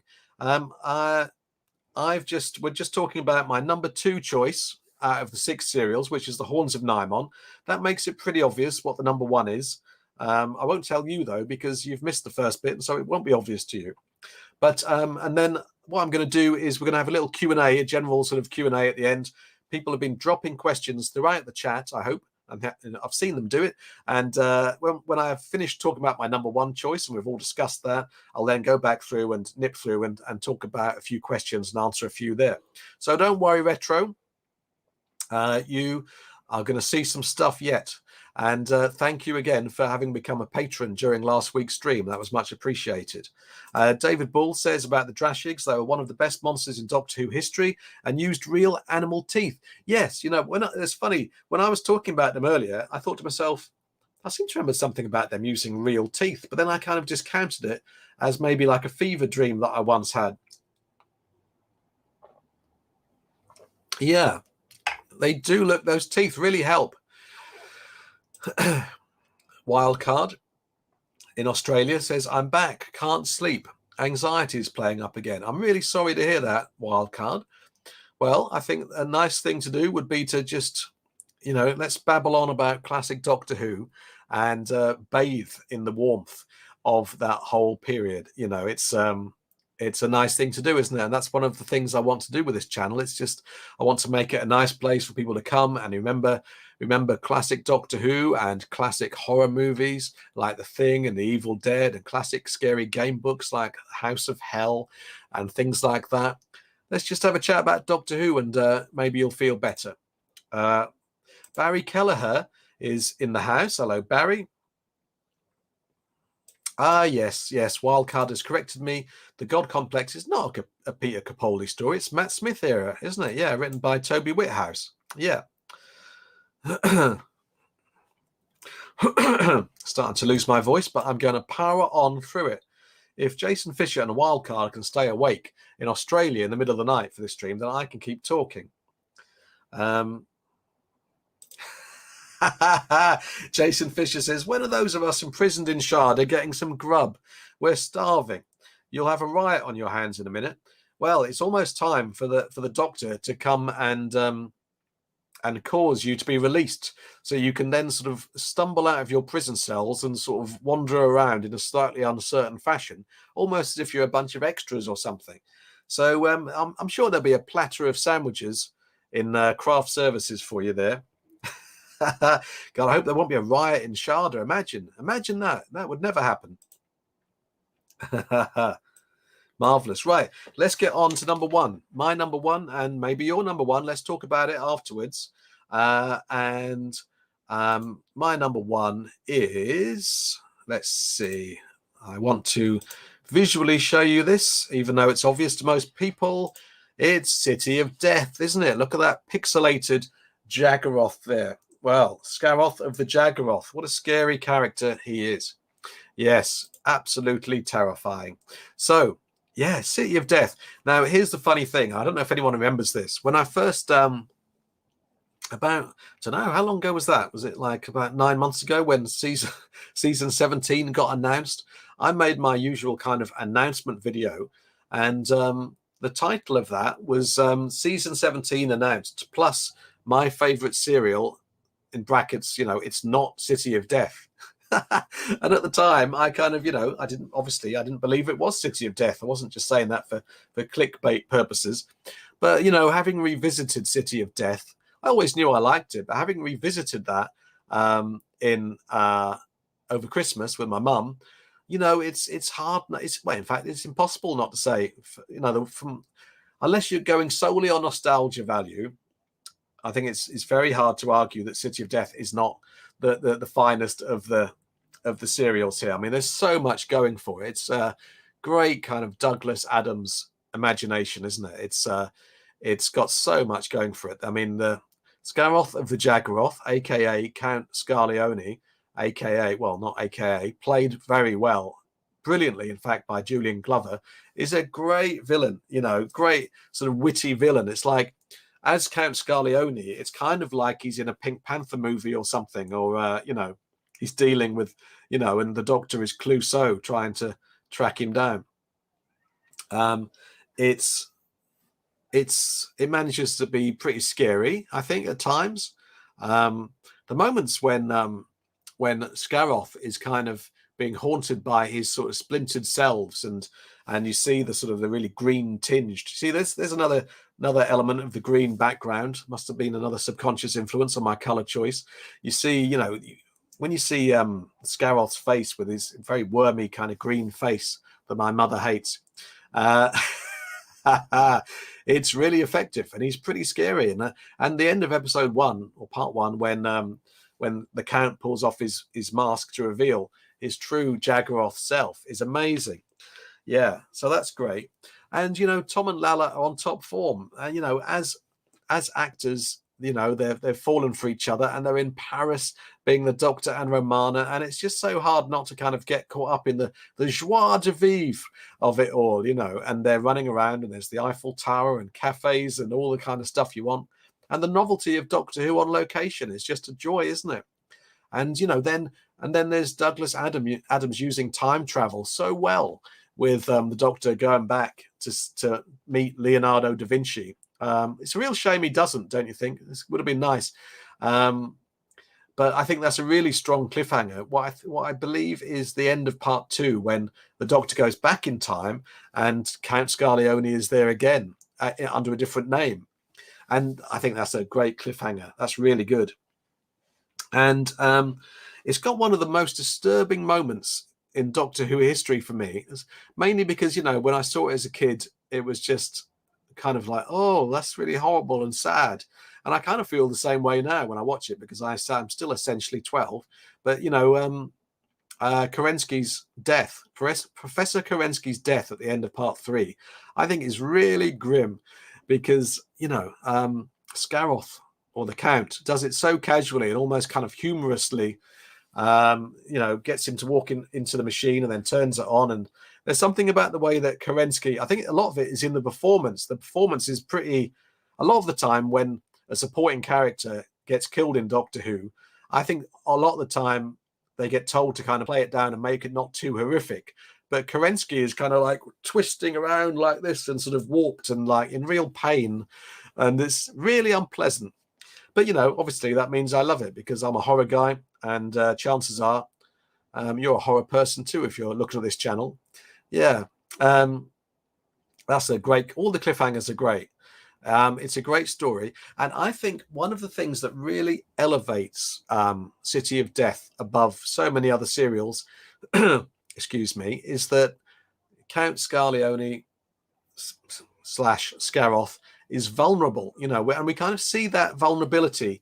It's like he's coming apart at the seams, isn't it, in those later episodes? We see him kind of really struggling to keep it together. And how often do you see that? You don't see that with Sutekh. you don't get to see Sutekh's hidden vulnerability. Although I must admit, in that case, I'm glad we don't, because Sutekh is like supreme evil, and he's one of the best Doctor Who villains ever. But it makes Scaroth of the Jaggeroth different, doesn't it? It really makes a difference. It's really cool. And I think that was a master touch there from Douglas Adams, just kind of, and also so well played by Julian Glover, because he could have played that differently as well, but he chose to really almost make us feel a bit sorry for Scaroth. Yeah. So, I mean, it's one of those things where, there's not a lot to say about City of Death, as the saying goes, that hasn't already been said. And, it's funny and witty. The whole violent butler line is great. And, it's hard to argue otherwise. It's hard to argue against the sort of the general idea that City of Death is sort of, not only the best story of season 17, but one of the better classic Doctor Who stories ever. And now I'm going to go back into the comments and see what you've been saying. Well, straight away, I can see that we have a new Sharda inmate in the shape of David Bull. Thank you, David. Thank you so much. Right, let me I'll let people read your comment while I write you on the board. There we go. David Bull is going into Sharda. Marvelous work. Absolutely marvelous work. Thank you so much, David. Now, what are you saying here? Have the equivalent of a 20 Narg note. Thank you. Also, is exchangeable anywhere in the 9 planets. Thank you very much, David. Can you have your own cell, please? No, sorry, you're in there with the rest of them. Slam. What do you think this is? Pontin's holiday camp? Thank you so much, David. I really appreciate that.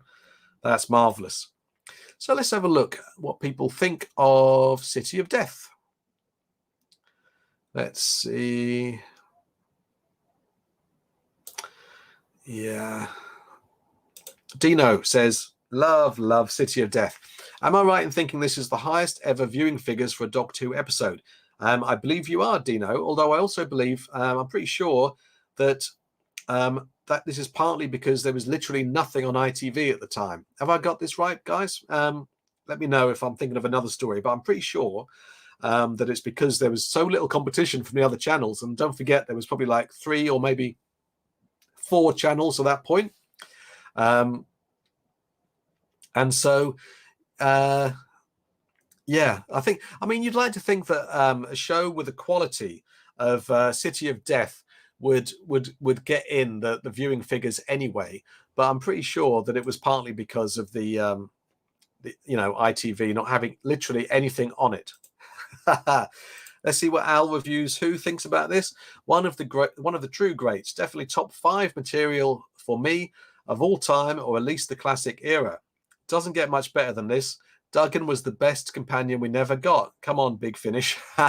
Surely they've already started, haven't they? Like 5 seasons of Duggan. Duggan investigates with throwing his fists about the place. Actually, yeah, he was a good companion. A bit of a stereotype, I suppose, kind of a private investigator. but you know, stereotypes can be fun if they're used in the right way. And he was kind of like a comedy character, but also, you know, a bit of muscle, handy muscle to have around. Yeah. Let's see. Yeah, Retro Resolution backs me up on City of Death. The commercial channel ITV was off air due to industrial action, which contributed to the ratings. Yeah, I mean, what was it? Was it like 13 million? Why has 13 million just come to mind? Can you imagine a show getting 13 million viewers these days? That would be quite remarkable. Wow. John, I remember seeing a life-size Jaggeroth in an antique shop in Plymouth. Not sure if it was the actual costume or not. Wow, that is remarkable. God, I wouldn't mind having one of those. That'd be good, wouldn't it? Andrew Burgess says, not many episodes. City, yeah, so much going for it. City has so much going for it. Humor, action, amazing world building, Paris, a heist. Oh yeah, I'd forgotten about the heist. And they actually use time travel in it, which is always good. Yeah, there's not a lot of time travel play, I don't think, in season 17, is there? Yeah, Dino's talking about a classic scene. I just love the scene when Tom meets the Count for the first time. You can see Tom is having the time of his life. Peak Doctor Who. Absolutely peak. Yeah, Andrew Burgess says, wish they'd use time travel more in episodes. It works so well in episodes like City and Evil of the Daleks. Yeah. Yes, Mark. Yeah, this is the one that has John Cleese at the end. What do we think about that? That's an interesting kind of little cameo. I don't think it sort of spoils the tone of it, really. I think that's okay. It's a bit indulgent, but it's also nice to see John Cleese and Tom Baker in the same. But actually, also because John Cleese was filming Fawlty Towers at the time, he looks exactly like Basil Fawlty, and so it's a weird kind of world mash, isn't it? You can imagine that the Fourth Doctor is somehow meeting Basil Fawlty. Obviously, you know, Cleese's character isn't talking like Basil, although Basil is quite pretentious. So you can imagine that actually is Basil Fawlty, couldn't you? Yeah. Yes, there we go. We've covered that, Andrew. Yeah. Alan H says, poor Kerensky just wanted to be an inventor, wrong place at the wrong time. I know. And he wanted to help the planet, didn't he? He's a really sympathetic character. That's the thing with Kerensky. Yeah. Al reviews who? It's got Peter Halliday in it, one of my favourite actors. Who does Peter Halliday play in this? I can't remember now. Also, Kerensky's death in the novelization is even more horrifying. I don't know whether I want to read that or not now. I must have read it at some point. Cat Machine. Hello, Cat Machine. One of my Patreon backers. Great to see you, sir. The whole I like concise answers exchange between the Doctor and Scarlione is brilliantly constructed. Yeah. Yeah, Tom and Julian Glover have a great time playing opposite each other. Absolutely. Alan H says, this is Alan from Palm Springs, joining us from Palm Springs live. I spent a week in Paris back in 2011, and I can see why the crew was excited to film there for a few days. It really is a wonderful place. Marvelous.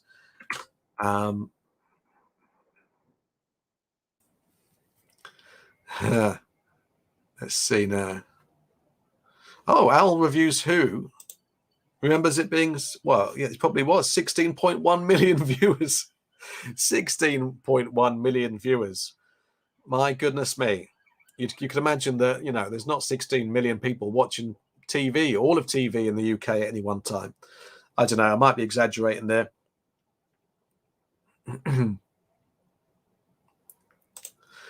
The Doctor staying at Fawlty Towers, says Dino. You have hit on something there, Jason. Start writing it. Yeah. There we go. I'm going to knock out that script by midnight. Oh, Peter Halliday is the guard with the cold hands. Yeah. Thank you, Al. Oh, we're getting into some Doctor Who Fawlty Towers crossover lines here. Richard Brown says, as Basil Fawlty would say, don't mention the warriors of the deep. Loving it. Hello, Mark. You're here really late. What are we talking about? Well, I've just reached the end of my ranking of the 6 serials. My number one choice is City of Death, and we're talking about that. And then we're going to do a general Q&A. I'm going to just go back through the stream and look at any questions, sort of general questions about Doctor Who or whatever that people have asked. And I think I'm going to do that pretty shortly. Let's see what John Hood thinks about City of Death. It's one of my all-time favorite classic serials, and Julian Glover starred in Star Wars and Indiana Jones too. Yeah, Julian Glover is a classic. Absolutely. Yeah. So let me go back. I'm going to go back through the stream and pick out the odd sort of cue. Let's see. Let's see. God, there's quite a lot of stuff. There have been quite a few comments on this stream, let me tell you. So let's have a look. I'm going to look for the cues that people put at the start of their questions. And obviously you can ask something now if you want. I mean, I think we can keep going for another little while until my voice finally gives out, which is going to happen reasonably soon. But let's see what I can get through. Let's continue to chat. And obviously, you know, any more City of Death thoughts, any more thoughts about season 17 to sum up will be great. Let's see now.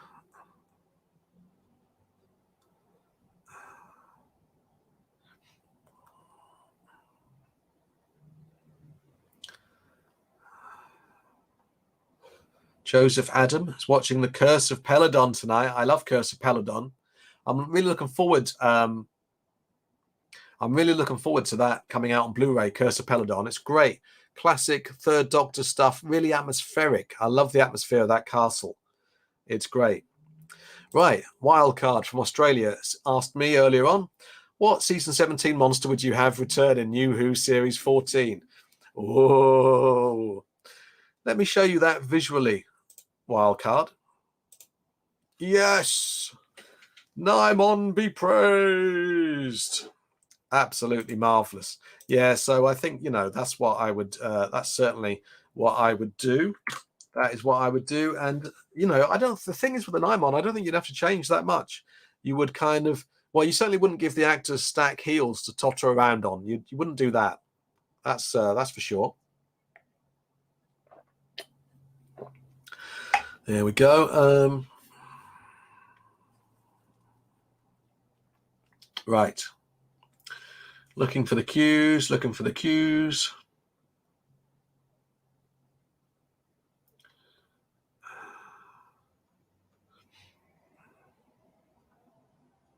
I wonder how we're doing in the poll, by the way. Have you all been voting in the poll? I need to check the poll. Yeah. Actually, let me check the poll now. Oh, okay. So let's obviously all through the stream we've been voting on the best monster of season 17. Sadly, Arato and the Krags had to be omitted purely because YouTube only allows you to have 4 options in the poll. So I kind of took the liberty of removing them. But the Jaggeroth is currently in the lead with 39%. The Daleks are 32%. Naimons are 18%, quite respectable. And then there's Mandrels at 10%. I'm not going to end the poll quite yet. 77 votes, that's very good. But, you know, I think we should sort of, when we're voting in this poll, we should think about the monsters as they appear in season 17. So basically what I'm saying is when we're talking about the Daleks, we should sort of consider them as they are in, you know, in Destiny of the Daleks. Yeah. It's good to see the Jaggeroth coming up tops there.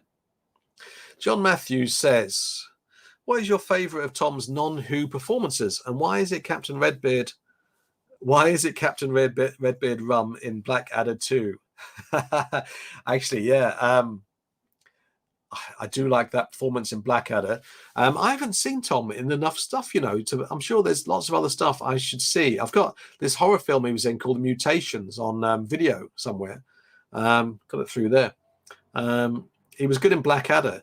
Yeah, in the season 17 features. I can't remember which disc it's on. Can anyone remember? There's a great interview with Tom, sort of quite a recent interview with Tom, in which he's remembering that Blackadder stuff and how sort of Rowan Atkinson sort of tried to get him to downplay the part. So, you know, with the sort of the implication being that Rowan was trying to sort of upstage Tom or prevent Tom from upstaging him. So that was interesting. Right, let's see. The only thing with the idea of the bright idea I had of going back through the stream afterwards is there's quite a lot of comments to go through. So feel free. I mean, feel free to repeat a question with a cue. Sam Fowler. Hello again, Sam. I've got these to watch. Can you please tell me which is the best? Right. Let's have a. I want everyone else to weigh in on this.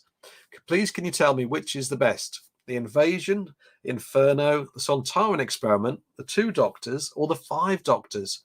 Oh, wow. I can see there could be a bit of fierce debate on this one, Sam. I mean, the good news is you can't really go too far wrong. I mean, the Two Doctors is probably the least highly rated story that we're talking about here, I would say. But it's a mad story from the Sixth Doctor's era, and it's in the forthcoming season 22 collection Blu-ray set. For me, I think a lot of people might say Inferno. It's a classic story from the Pertwee era, no question. But I love the Five Doctors. It's great. I mean, you might want to leave the Five Doctors until you've seen a few more, even more kind of classic Doctor Who, because then you might appreciate or enjoy the Five Doctors even more. The Invasion is a great Patrick Troughton Cyberman story. The Sontaran Experiment is quite a nasty Tom Baker story, and it's the only two-part story, I think, from Tom Baker's era. There's a lot to love. You can't really go too far wrong. Dino says, a question about current Who. The big news this week is David Tennant may be coming back. What's your take on this rumor? I mean, I think that would be really interesting. If Russell T Davies can come back, then why couldn't a Doctor come back? I really like David Tennant's Doctor, and I think it would be fun. I mean, I saw something about how A, David Tennant might only come back for a special, and B, he might not play the same 11th Doctor that he played before. I mean, the Parallel Universe Doctor still exists, right? So could he be the Parallel Universe Doctor? I'm not sure, but I mean, it's an interesting rumor. I'm looking forward to seeing what's going to happen next with Who, because Russell T Davies coming back is great. Lloyd says, I would love to see Ace return to Doctor Who. So that's the Seventh Doctor companion played by Sophie Aldred. Any thoughts? Yeah, I think that could be fun. I mean, there's a whole kind of, I mean, I don't have such a nostalgic link to that period of Doctor Who, because I'd kind of drifted away from it by that point, because I'd become like a teenager, and I'd become like a rock journalist and stuff. And obviously I came back to it and loved serials like Silver Nemesis. I'd like to see it, and I think a lot of other people would. But I suppose it's always debatable, isn't it, how much you want to kind of bring back to the show from the past. Tricky. Right, flicking through, looking for the cues. Let's see here.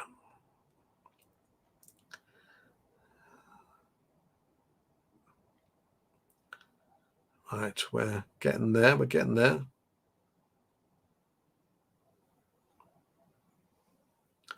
Aha, Custard Time Lord says, which season would you like to most see after 22? Well, I mean, if I had carte blanche, I would say season 15, which I think I wrongly described the Key to Time season as being season 15 earlier, when in fact that's 16, isn't it? Season 15, I actually made a video about this called What Next in the collection range a little while ago. And I love that season. It's got so much good stuff in it. In fact, so much amazing stuff. It's got the first three serials are incredible. You got Horror of Fang Rock. I can't remember the order of them, but I think you got Horror of Fang Rock, Image of the Fendahl, and The Invisible Enemy, which is like one of my favorites as well. I love all three of those. They're all godly classic Doctor Who serials. And then I really like Underworld. I need to revisit The Sunmakers, as I mentioned last week. I'm going to do that. Might do that tonight, actually. And then it closes with Invasion of Time, which I absolutely love. How about you, Custard Time Lord? What would you like to see next? Let's see. Yes. Comments, go back to comments. Oh, Peter Halliday, David Ball says, is also the vicar in remembrance of the Daleks. Lovely. Retro Resolution, as always, has very nice things to say. You're a very nice person, Retro Resolution, enhanced by the new camera and video overlays. I'm really glad that you're noticing the difference. A quality production, always a pleasure to be part of the chat. I'm really glad you could make it, Retro. Yeah, I mean, you know, as soon as I found out that I could use this camera that my patrons enabled me to buy about just over a year ago, and since then the quality of my videos has really improved with this camera. This is the Sony ZV-1. There's a link to it down in the video description if you're a YouTuber or you just like cameras and you'd like to check it out. And this software I'm using is StreamYard, which I've seen a lot of YouTubers use, and it's working out really well. I'm really happy with being able to put people's comments on the screen, especially, and it's nice to be able to have the ticker tape things going along the bottom, like it's a Children in Need special or something, which is quite Doctor Who like, isn't it? But yeah, I just want to give you, the best experience you can in all aspects of this channel, and so it felt really important to upgrade everything, the picture quality, the visuals, and I've only got started with it. There's going to be lots more visuals, and I can have video clips on these things now as well. I just need to kind of work out how to do it and work it in. So thank you for your kind words, Retro.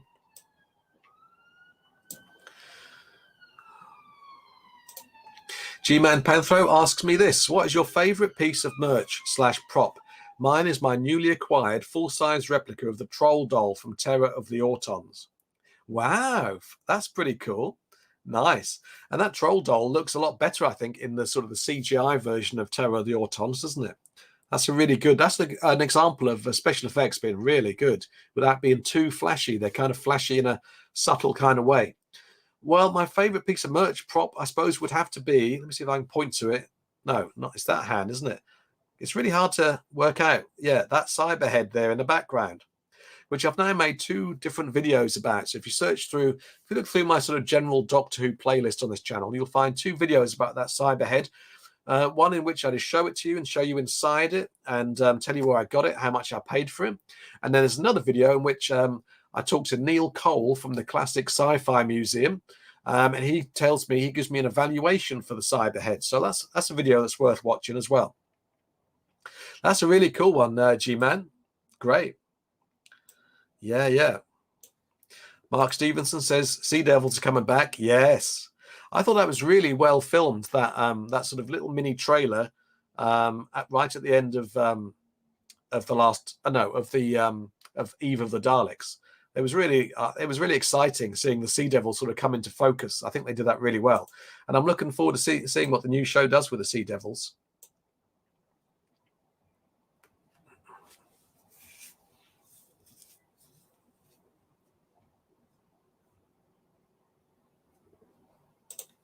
Mark Stevenson says, why is the TARDIS always changing outside? A police box is a police box, Jason.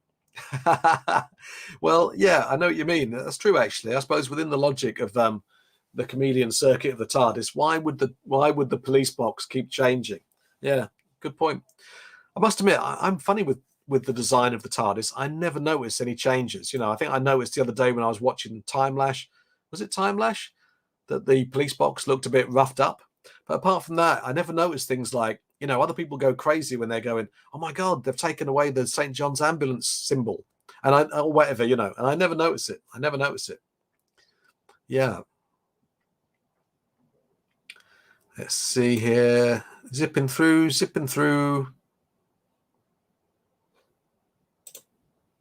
The Stylish One. Hello, The Stylish One. How you doing? What collection box set do you think has the best disc artwork?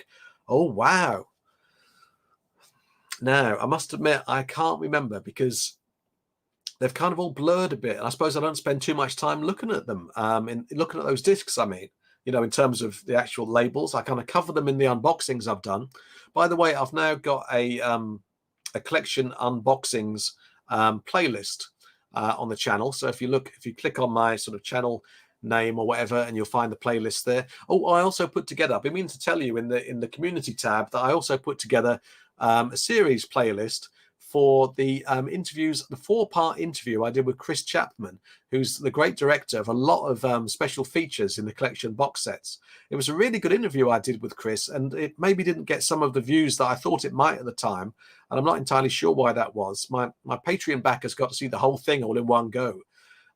It's a whole sort of 50-minute interview, but you can see it all there in the series playlist in the playlist section. So I don't know the stylish one. What are your favorites? You tell me. John Matthew says we must be due another Davison set by now. Well, I suppose so. I mean, sort of, in terms of in a perfect world, we would be. I always think with the collection sets, if you could imagine like being in a restaurant and you're working in the kitchen as a chef and you're putting together like these incredibly elaborate meals that have about 500 bits to them. And you're trying to get these meals together and get them out into the restaurant. You're basically going to send out the first one that you finish, aren't you? I suppose. I'm not sure how much water that analogy holds, but I think you know what I mean. I suppose what I'm trying to say is that the collection team probably just have to go with what comes together and what they kind of get the full package together on, rather than what they'd like to release in terms of, it's been a while since we put out a Davison set. But yeah, I would like a Davison set. And obviously there's been a lot of talk of, I think there's been rumors, to be honest, I've seen this for like the last year and a half, I think, people talking about season 20, probably because of something Janet Fielding said on Twitter, I think. But of course, that doesn't necessarily mean that box set, season 20, will be finished anytime soon. So who knows? Yeah. Al Reviews Who backs me up rather on season 15. 15 is pretty great. It seems to get a lot of criticism based on the ending with 2 fairly unpopular stories. But the first 4 stories are fantastic, yes. And the last 2 are far from bad. Well, yeah, I mean, in my opinion, the Invasion of Time is like, oh, God, I love that. I mean, you could accuse me of being of hypocrisy there, because the Invasion of Time arguably sort of runs out of story 4 episodes in, but it renews the story so well with the that end of part 4 cliffhanger, that it's just a diamond in my eyes. By the way, I should mention that there's a bit of a question mark over using this camera in terms of how long the battery will last. I haven't used it over 2 hours yet, and we're well over 2 hours. So let me just say bye-bye in advance in case the battery goes and the stream ends abruptly. Maybe this will be a bit exciting, won't it? It'll give the rest of the stream, which will probably run for another about 10 minutes or so, a bit of an edge. So if I suddenly vanish, know that I thank you for having come and I wish you well. So let's see who else is talking here. Custard Time Lord is talking about his hopes for the collection series. My hope is for a Pertwee season 7, 9, or 11. Probably 11 the most, as I want to see what they hopefully do for effects on Invasion of the Dinosaurs. Yeah, I mean, will they go for the full Jurassic Park on Invasion of the Dinosaurs? I wonder. Or will they kind of keep them? I mean, I have to say, I watched the Invasion of the Dinosaurs, or rather just Invasion of the Dinosaurs, about 2 years ago, maybe. And it had been a long time since I'd seen it. And I think those dinosaurs, especially given the period, stand up really well. Again, I mean, I'm really forgiving of classic Doctor Who, because I find it hard to be properly critical of it, especially in terms of the resources they had to work with at the time. But I think those dinosaurs are pretty good. I mean, is that a sleeping T-Rex at one point? I thought that was pretty cool. Yeah. I would like whichever season has Curse of Peladon on it, as I mentioned. I think, is that 9? Yeah. Let's see now.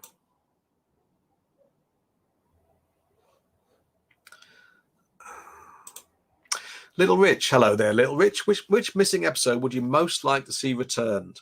Probably Dalek's Master Plan, episode 12 for me. Yeah, that's a tricky one, isn't it? Just one episode. I've been thinking about doing a video sort of along this general kind of lines with the missing episodes. Let me know if you'd like to see that. Which missing episode would you like? Well, I think if it was going to be one episode, I think I would like an episode that completes an existing serial. So maybe episode 3 of The Web of Fear, just off the top of my head. That'd be pretty cool, wouldn't it? Because then, if I'm not sadly mistaken, we would then have the whole Web of Fear. Yeah. Good choice, though. I mean, Dalek's Master Plan, that would be very nice. Mark Stevenson says, is that a real Cyberhead? No, I'm pretty sure it's just a prop replica, Mark. And Neil Cole, in my video in which Neil Cole, the expert, evaluates the Cyberhead, he kind of gives his exact opinion as to where it came from. And then people were given their thoughts in the comments, which was pretty cool. Let's see now. Cat Machine has weighed in with an explanation for Mark Stevenson's gripe about the TARDIS exterior changing slightly from story or season to season. Chris says, I always explain it away as the chameleon circuit trying to work, but all it does is tweak the appearance of the police box slightly. There we go. That's that sorted. Thank you very much, Cat Machine. Yes. David Ball says the TARDIS in season 17 appears to have a different flashing light on top. Am I right? I don't know. Can anyone else help David with that? Because as I've said, I have no idea about the different TARDISes and stuff like that. Yeah, I have no idea. Mark Patterson, hello, Mark. I have the 1978 Doctor Who annual. Do you have it or any annuals? I do have a few, mainly sort of ones that I loved as a kid. I loved the Terry Nation sort of Dalek annuals as well. I love that whole comic book series with the golden kind of, what's he called? Is he the Supreme Dalek? I love that Dalek with the big sort of golden globe head. And I really like those really creepy illustrations is it only in one of the Doctor Who annuals? I bet you know what I mean. There's sort of like some really creepy illustrations of the Doctor looking kind of otherworldly and kind of purple and stuff. Yeah. The stylish one has answered my question. I sort of I turned the tables on them and said, what's your own favorite collection disc artwork? The stylish one says season 8, 26 and 19 stick out as being great as well. Well, I tell you, the next time I put those into my machine to play them, I will pay special notice to them. Remedia Video, the notorious Sharda inmate. You really have to watch this one in Sharda. Otherwise, don't turn your back in Sharda, I tell you. My internet went down, but I want to say the monster reveal in City of Death is one of my first Doctor Who memories. Oh, wow. There's a Doctor Who memory to have, right? Branded into my brain, along with Cactus Tom in Meglos. Yeah, that's pretty cool. Absolutely marvelous. Yeah. Let's see now. If they're going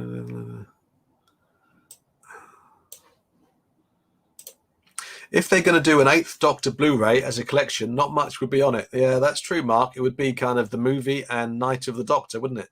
I suppose they could sort of fill it with a load of, I don't know. I don't think they're going to get a collection box set out of the 8th Doctor's tenure. Would I like to see the Black Guardian on Blu-ray? Oh, yes, absolutely I would. I'm dying to see, for starters, the Key to Time season on Blu-ray. I would love that. Yeah, that would be awesome. I love the Key to Time series. I've got the box set of that. Yeah, very cool. Thank you very much, Al. I'm glad you've enjoyed. Yes, you're speaking my language there, Alan. Yeah. When the Sontarans are revealed, the music cue playing is one of the best ever. So chilling. Yeah, it's so kind of militaristic and kind of, yeah, it is chilling. You're right. Yes, absolutely. Absolutely. Let's see. G-Man Panthro says, thoughts on next week's why can't I say next week all of a sudden? It's clearly time to wind this up in a bit, isn't it? Can't speak anymore. Thoughts on next week's stream. Have you thought about doing a classic Doctor Who quiz? You could use the board behind you to keep track of the scores. Well, I do want to, I can definitely tell you all that I want to do a stream again next Saturday at the same time, same place. I'll certainly be here in this room and hopefully you'll be there too. So, I mean, yeah, I want to do more of these this year and because it's just so enjoyable and it's great that, all of you guys turn up and we have a right old chat. I like the idea of a quiz. I mean, there's a lot of things I can do with this. And by the way, there is an old video of mine back from the old days when I was filming on my phone from 2019 when I did do a classic Doctor Who quiz video using a classic Doctor Who quiz book, an actual quiz book with the TARDIS on the cover. And so if you want to hunt that down in the old playlist, that'll be from 2019. Yeah, that should be a fun one to find. Mark Stevenson says, have you seen Boba Fett, Jason? That was a suspenseful gulp of squash, wasn't it? Yeah. I haven't, Mark. I'm not much of a Star Wars person. I haven't seen, most of the new Star Wars movies or the most recent ones either. I kind of like Star Wars, don't dislike it. But the really interesting thing, and this kind of speaks to the concept of this YouTube channel, actually. As a kid, I watched Doctor Who, Star Trek, Star Wars, to name but three, and Star Wars and Star Trek have not stayed with me as an adult. Doctor Who, as you might be able to tell, slightly has, yes. And that's because I've worked out why this is. It's because Doctor Who to me has always been a horror show. And that's why this channel has ended up with a kind of a, slightly broadened niche of kind of classic Doctor Who and other chilling stuff from the VHS era. So classic Doctor Who, horror movies, scary game books, probably some other stuff I haven't thought of yet. So yeah, I sort of respect the Star Wars world, but it's not kind of not really fully for me. Yeah. Yeah, Mark remembers the psychedelic, right. I'll tell you what, we'll end this at 2.5 hours. I think that'll be the perfect time before my brain melts and pours out of my ears. And it'd be nice to end while I can still speak. Yeah, Mark says, yeah, the psychedelic Doctor illustrations. I know what you mean.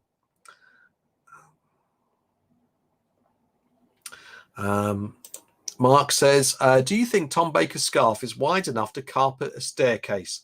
That's a very good question, Mark, and I'm glad you've asked. I do have a Tom Baker scarf, actually. A similar one, anyway, certainly very long. It depends how narrow the staircase is. If it's a staircase for wolf weeds exclusively, then yes.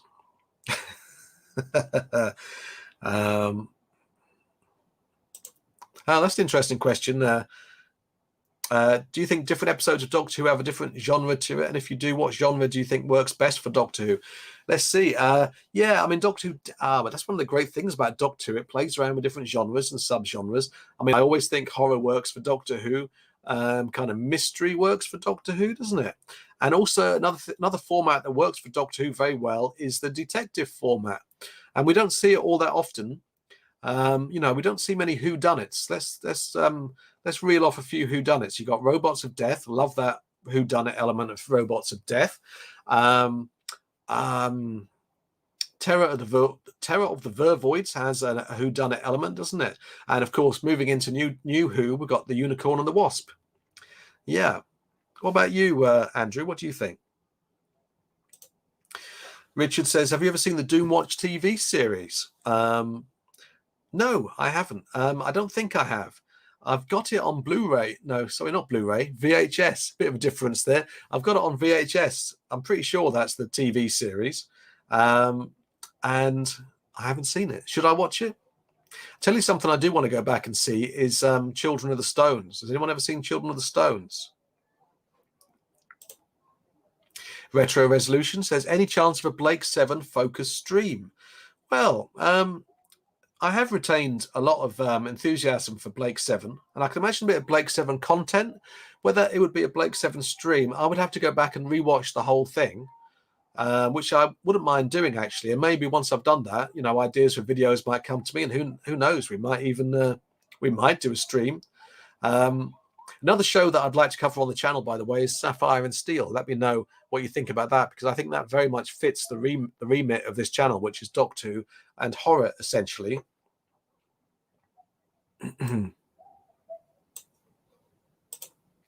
Alan H, question for the future. I'm a gothic horror fan and have just recently purchased the Tygon 6-disc collection. Oh, is that the coffin-shaped one, Alan? The Anchor Bay one? I've got one of those. I've got it through there. Yeah. Would love to know what you feel about that era of films. I like it. I mean, I like classic horror, and I'm always sort of wanting to educate myself on that and try it. But as you can tell, I guess from what I've just said, it's not my favorite era. My sort of era of horror starts very much in the 80s and kind of starts with things like The Thing and The Evil Dead, I suppose. So that's interesting. Yeah. Yeah. I mean, I have those Coffin box sets that I've got. There's an Amicus one, is there as well? And various ones. Yeah. David Ball says, I recently bought the Myths and Legend box set, aka the 3 worst 70 stories box set. So that'll be the worst genre they did. No, I won't have it. I simply won't have it, David. I love Underworld. Yeah. Oh, Lloyd, I didn't know you were in Boston. Yeah, thank you very much. Thanks for coming to join us. Yeah, we'll be winding this down in a couple of minutes. If anyone wants to get into Shada, then this is your last chance. Although, as I've said, if you're watching this on the replay, if you send me a super thanks, which you can do via the heart-shaped button beneath this video, then I'll put you in a Shada Part 2 list in the video description. Wow, Jason Fisher in Australia, which means he's about 11 hours ahead, has stayed for the whole stream this time. I didn't even need toothpicks to prop open my eyes. Nearly time for Sunday breakfast here. Well done, Jason. Thoroughly enjoyed the stream. Well, I've thoroughly enjoyed it too. Thank you. Mark Patterson, Sapphire and Steel, yes. I definitely think there's a multitude of genres, says Andrew Burgess. For me, the adventure stories like Tomb of the Sidemen are my favourite, but I agree the multiple genres of the show is what makes the shows timeless. So much variety. So much variety. Yeah. G-Man Panthro loves Sapphire and Steel. Barry Pook loves Children of the Stones. I just remember the atmosphere of Children of the Stones scaring the hell out of me as a kid. I had no idea what was going on. The atmosphere reminded me of Image of the Fendal. Yeah. Mark Patterson is saying good night. I'm going to say good night to you and indeed to everybody else now. I think we have reached the end. And everyone here live and everyone who's watching the replay, I really would love to see you get down in comments and take a moment to write the way that you would rank the season 17 serials. I'd love to see your own kind of list from 6 to 1. So if you want to do that, I would love to see it, and we'll carry on chatting in comments. Children of the Stones is great, says David Ball.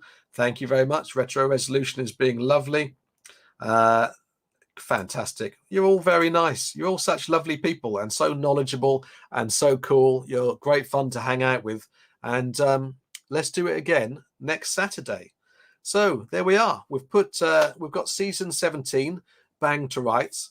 We've got about 10 people there bang to rights in Shada, and you simply cannot get better than that. So I think it's time to whiz away in the TARDIS. Thank you, Remedia Video. Thank you, Ryan Tablet. Thank you, Mark Stevenson. Thank you, Barry Pook. Yes, you all absolutely rock. And I'm looking forward to seeing you again next week. Let's go. Let's enjoy the rest of Saturday. Or if you're Jason Fisher or Wildcard in Australia, Sunday. Thank you very much. Goodbye. And obviously, as I always say, don't forget to embrace your obsession. And I've just realized that my ring is upside down. Good day to you.